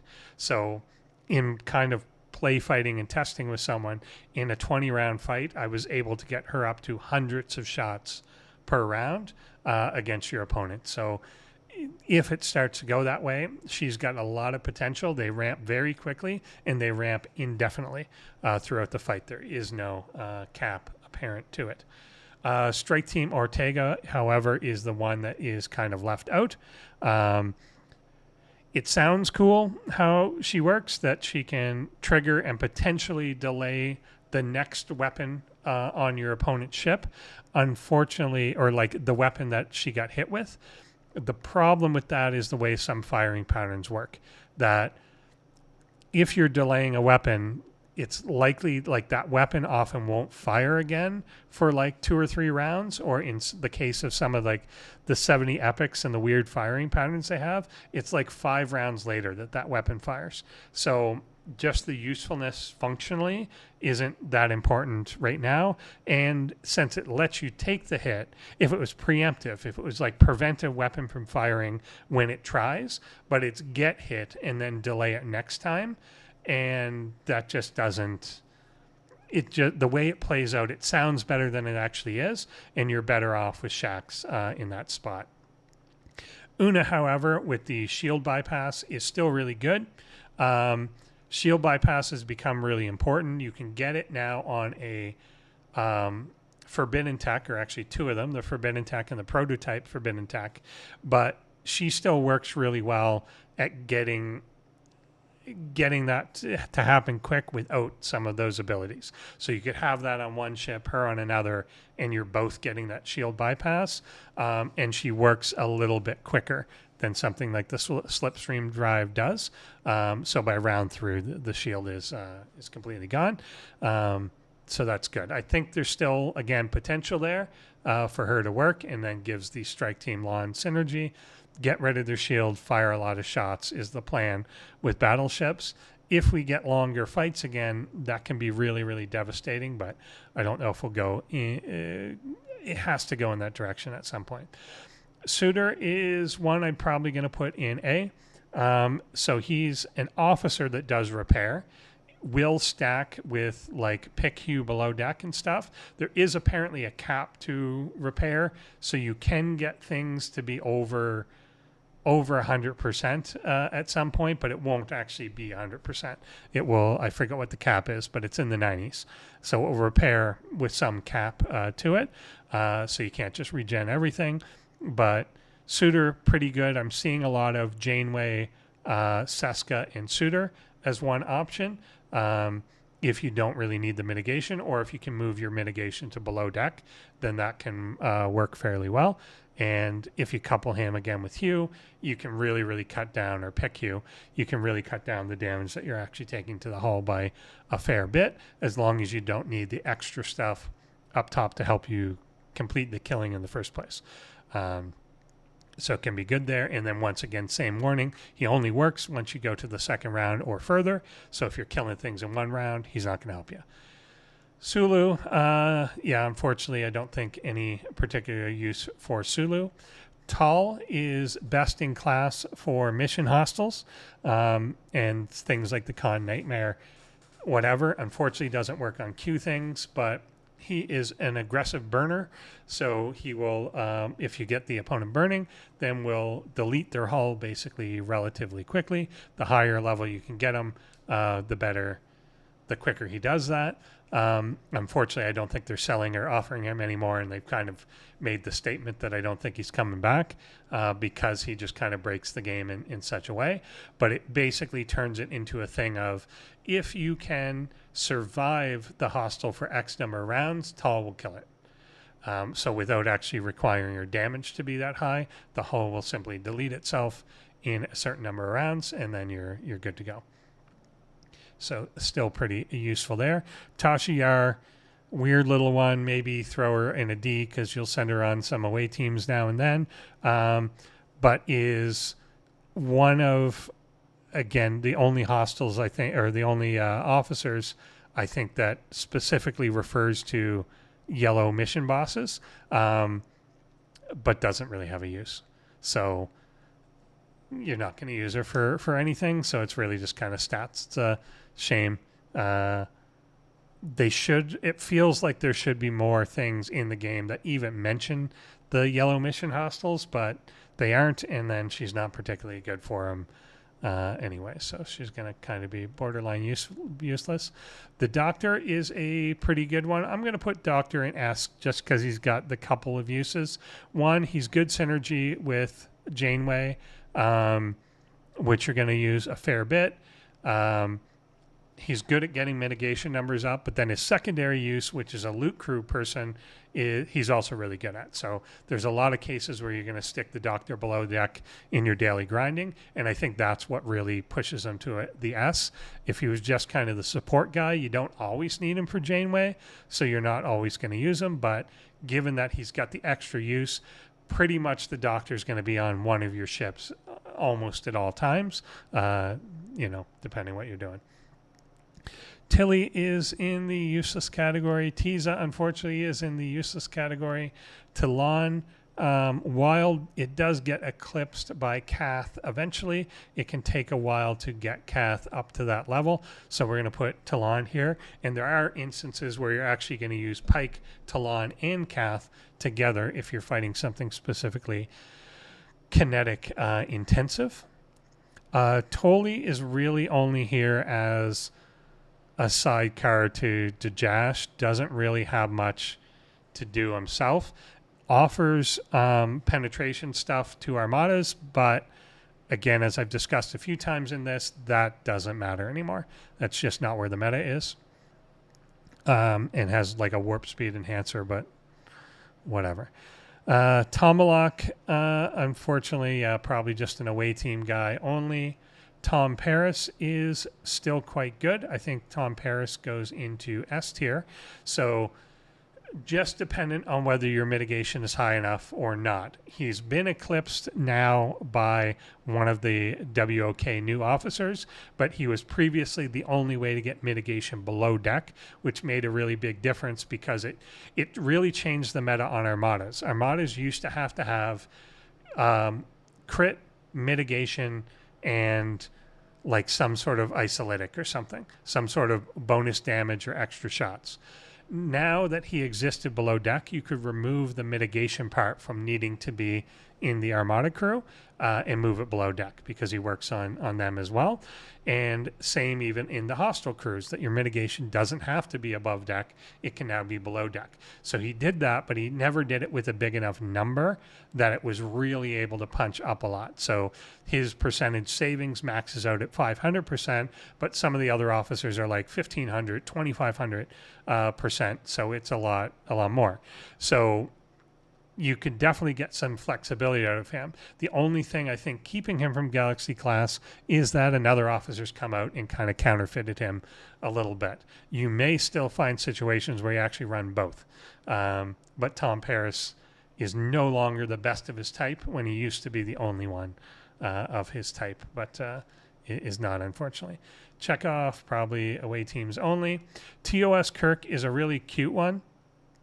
Has similar uses of normal Kirk, but has one little trick that is fun for events that they throw now and then. Every now and then we're going to get a Rialta PvP thing or another small ship PvP thing. He will win those because of the weird ability he has. So the way he works, he will take the base damage of a ship and increase it by a percentage of the amount of defense that you have stacked on that ship as a raw integer. So you set him as captain and he will trigger morale and then increase the damage by the amount of defense you've got, which if you stick him on a Rialta, which usually shoots for like, 10,000 damage, suddenly you can make a Rialta. I have made a Rialta hit people for over 100 million damage. And I think it can likely get higher than that now. I just haven't done it in a while. But you get crit on it. So your crew for the Rialta is TOS Kirk, TOS O'Hara, Honor Guard Worf. And what that basically does, and then you put, it feels like you should put like PvP officers below deck. Don't. Just put the two highest defense stat officers that you have available in the below deck slots in the Rialta. He's going to take the base damage, simply add this big number to it that's going to be in the millions. Then you're going to crit on top of that. Then you're going to do Isolytic naturally on top of that, and it's going to be very, very high. So you're going to be able to one-shot anyone that's not doing that, basically. So if people are trying to run normal PvP crews, that won't work. You're going to be doing literally hundreds of times more damage than they are on that. Really only has the use for the small ships. It's even a little bit more on the original Jellyfish, which amplifies the captain's ability by a certain percentage, 70%, I think. So that's just kind of a fun trick to break out every now and then. And there's definitely times if you see somebody flying by in like a Kelvin or something, you can load on your Kirk crew and one-shot it or something. So test that out against some unsuspecting people. If they don't know how it works, they will be very confused why a Rialta was able to kill a much, much stronger ship. But it's because of that trick, that it just is taking a number that has no business being where it is and adding it to the weapon damage. So whatever. Whereas using normal PvP crews will try and it's all based on the base weapon damage. This has nothing to do with the base weapon damage. It's just a random integer that is your defense, adds to it, and the fact that it's so much bigger than the ship, just, nobody really thought or cared about that at the time. McCoy, nothing much here. We'll stick in D for occasional away teams. Scotty, same sort of thing. He does have the ability to warp add a little extra warp. I'll put him in a C just because of that. He can add warp range to an explorer in specific. It's very niche that you're going to use that, but there may be cases lower in the game where you just need a tiny bit more, and that'll help. TOS Spock will lower crit damage from your opponent, so you actually can be a decent station defense officer again if you're trying to like stack that on a crew, but not much beyond that. That's probably more of a C thing, as you don't really need them. You can probably get someone to 0% crit chance anyway, so you're not necessarily going to need something to lower it, but if you want, he's there. TOS Sulu, probably in the D category as well. The TOS Uhura is kind of part of this TOS Kirk trick. Also a decent defense officer on a station, as she has a little bit of shield bypass as well as crit chance lowering if she's the captain. So you can put her as a captain to help get the crit chance down to 0, and then she's going to add some shield bypass. So her and Yuki and Harrison, like all on a station, can just get rid of people's shields perpetually. T'Pol is going to go in that A mining section, is kind of the best class below deck, and she is the ore one for that, I believe. T'Pring, kind of second tier miner. Where did I put the rest of those? Was it in B or was it? Yeah, I guess you're still in B. So along with like Barrett and them, still okay. Still can find a place on a ship, but isn't the best at that. Trip Tucker is an interesting one where I keep waiting for him to have more use, but he doesn't quite. But he is a good station defense officer too. He's kind of a mega version of what I was saying Spock does. Lowers the crit damage that your opponent does, but can lower it by like 250% per hit. So basically any crit they're doing will be reduced to the floor immediately if you've got him on the station. So that can help. So if you haven't gotten their crit chance down to 0, he's going to lower their damage to at least as low as it can possibly be in that assault.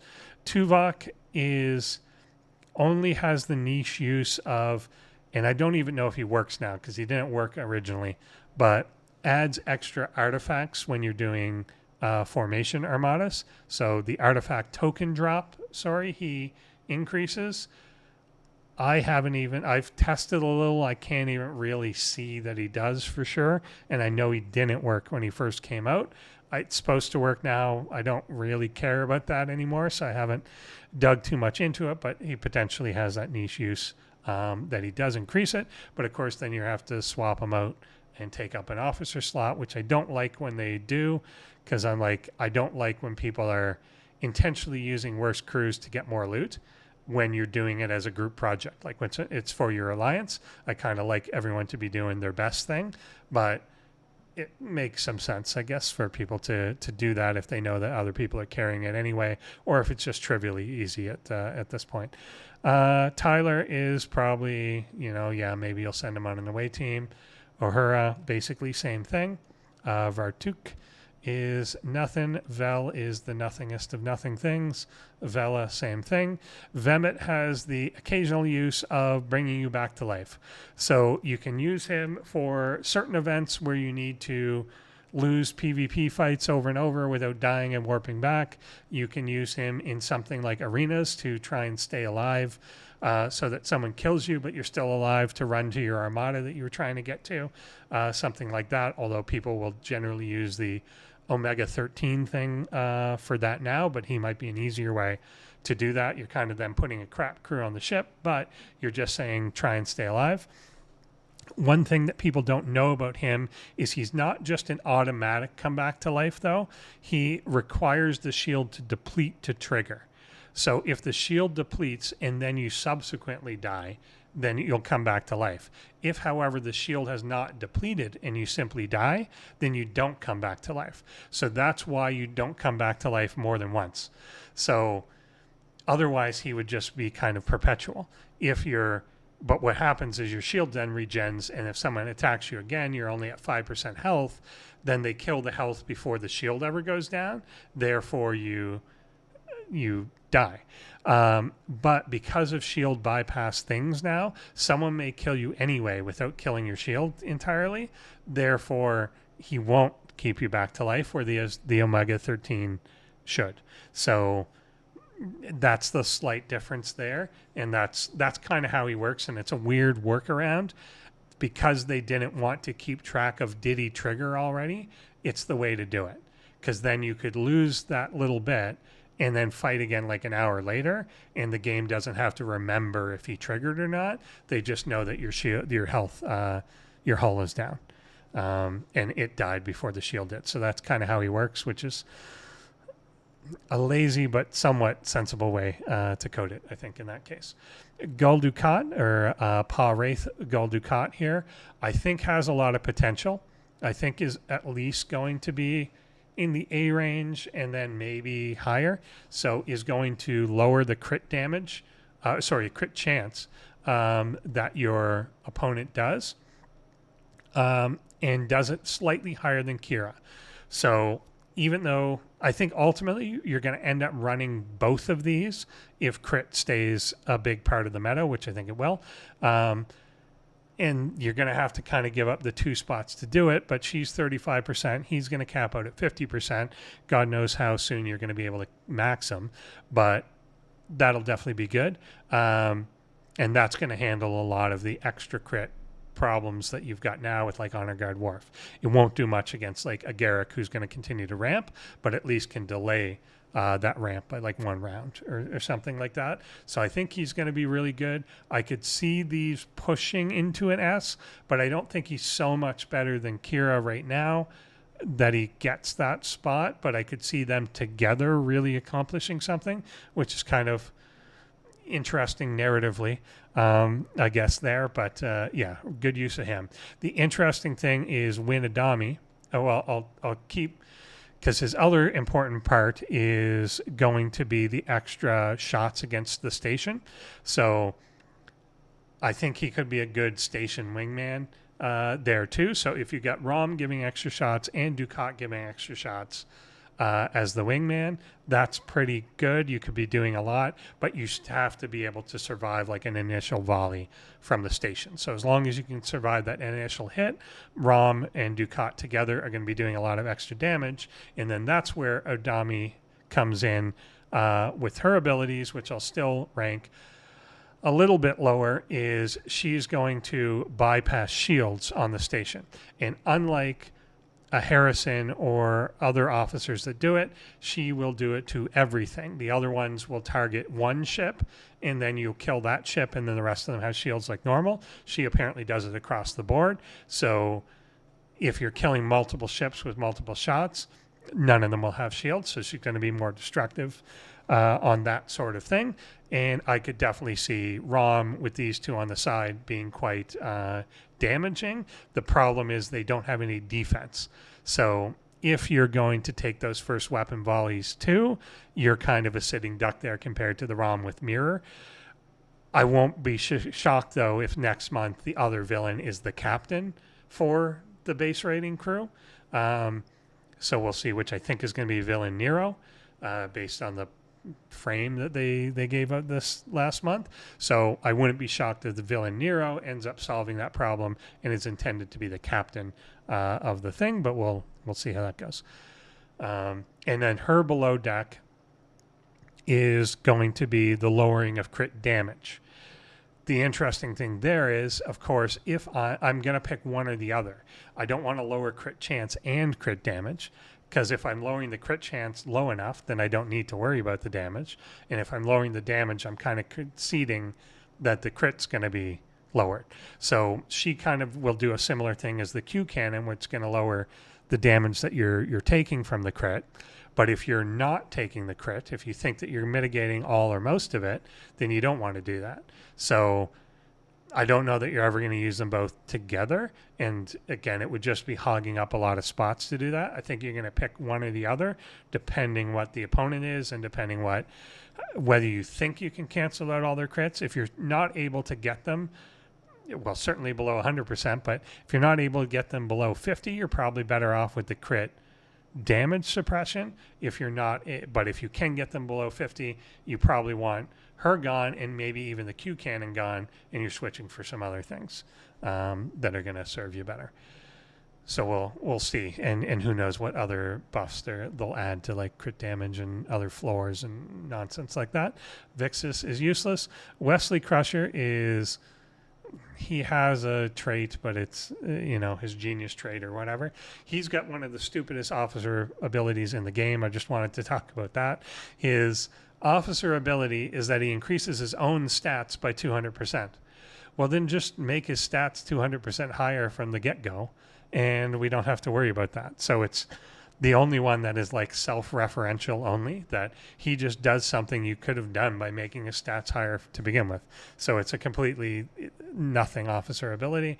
But I mean, yeah, he'll never be on a ship regardless. Anyway, Weyoun it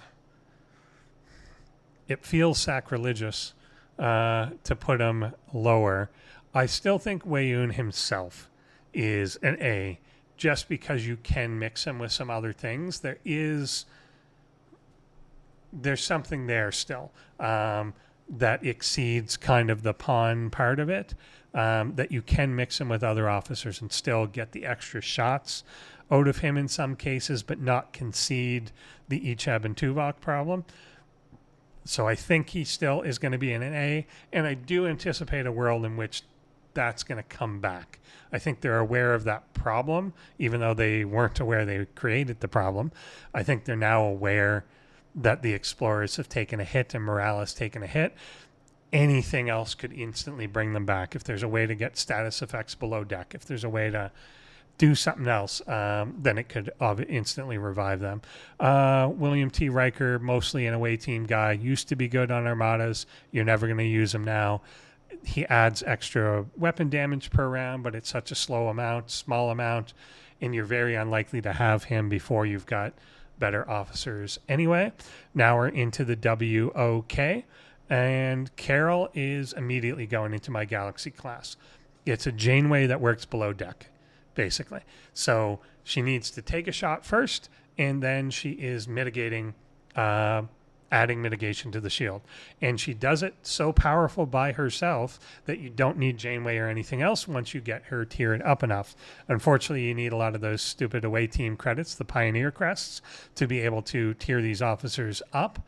But there have been a number of events that give her shards, so you can get her up reasonably well over time. And eventually you'll get there. But I think she's going to be a really, really important one, initially to work with Janeway, but eventually just as a below decker by herself, you're going to have every shot beyond the first go into a shield.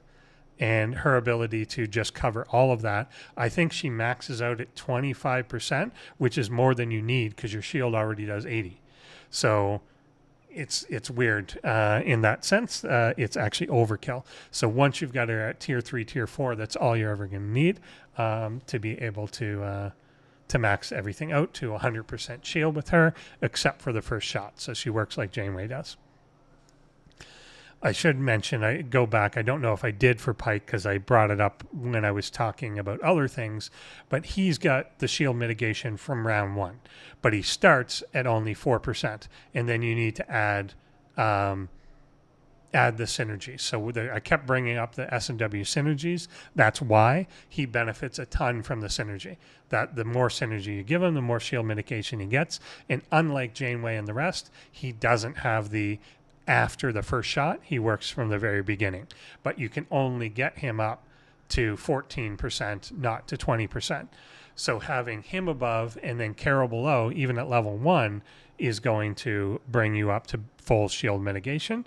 And that's pretty key. On the second, third, and fourth shot, on shield on 1, you can get him up to 14. If you're running M'Benga and Giorgio, like this crew, then it's getting you to 11 right out the gate. So he's 2% and Giorgio's 5%.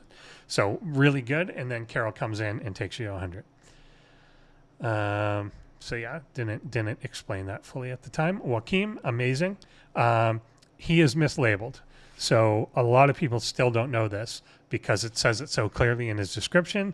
It says like he works against players and hostiles or whatever it is. He works on everything. He doesn't say he works on everything, but he works on everything. He actually works on everything to the point that if you put him below deck, you will notice, and then leave dock or whatever, you will notice the isolytic defense stat of your ship actually went up by 500%. Take him off, it'll go down by 500%. So he's unconditional. You won't even see his trigger in the combat log because anyone that's unconditional doesn't trigger in the fight. They are simply on the ship. So despite what he says, which is completely wrong, he is unconditional. So he works on everything. So a lot of people don't know that. So I stuck it at the end of like a 4-hour video to tell you. W.O.K. McCoy is the new Tom Paris, but you're going to have to level him up a little bit.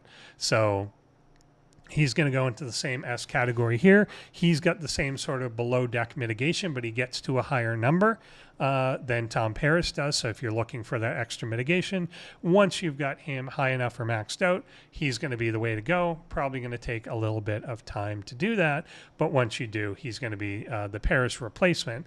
And if you're really struggling with mitigation, you can run both and they're both going to work. So they both do the same thing, but Tom's 500%. I think McCoy maxes out at 800%. So shove them together and you've got a lot. WK Savick is also going to go into S tier, maybe even Galaxy class.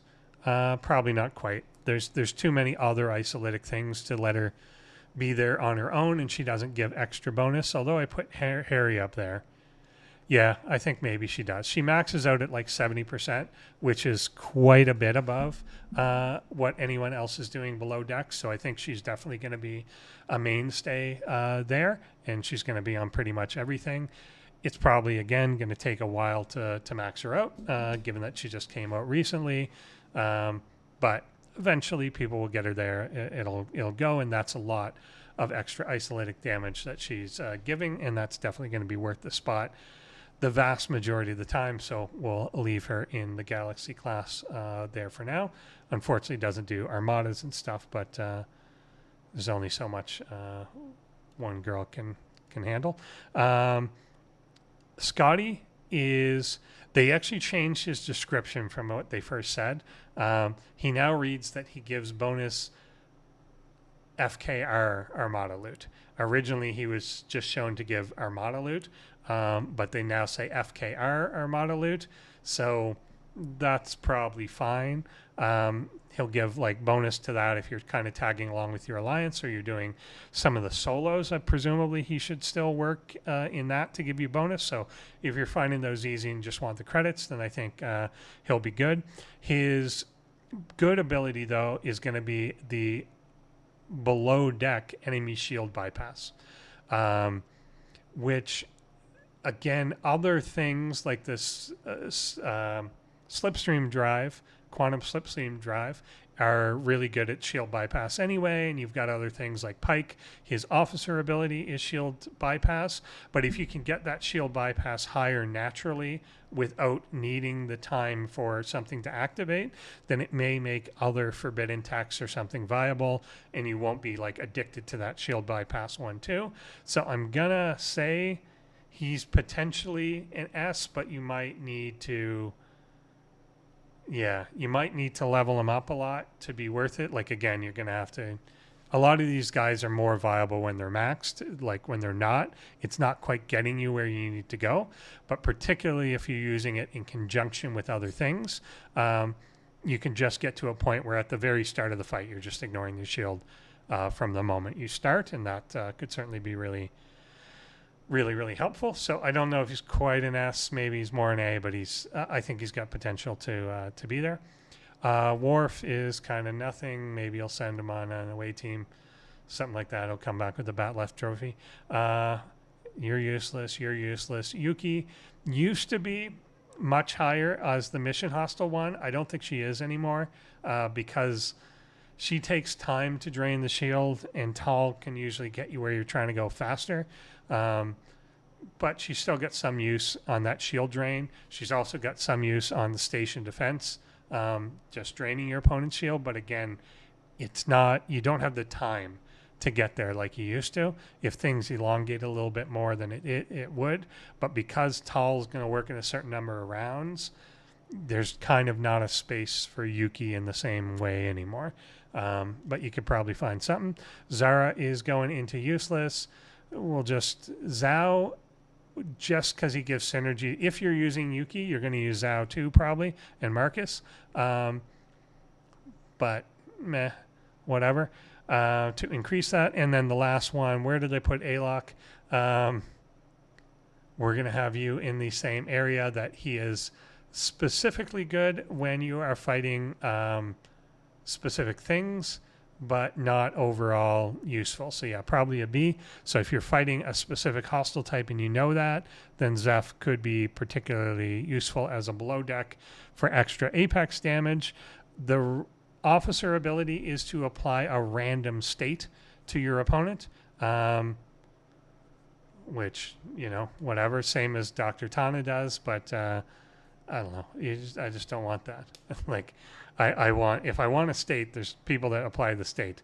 There's no reason to take up an officer slot to apply a random one inconsistently to people or opponents. If I got a state, I want a state. So whatever. And then some of them are useless. If they were all three good and it didn't matter, then that's one thing. But if you inflict morale on them, that's not helpful to what you're trying to do. Burning or hull breach is helpful, but morale is not helpful to you to put that on an enemy ship. So it's whatever. So here we are, all 272 of these thingies.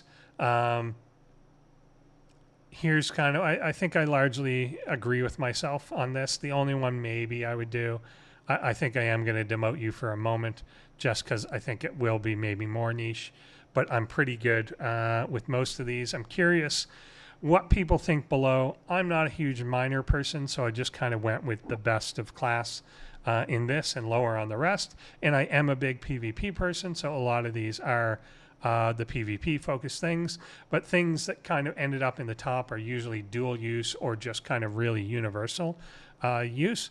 Curious if people found anything down here that you do make use of on a frequent basis.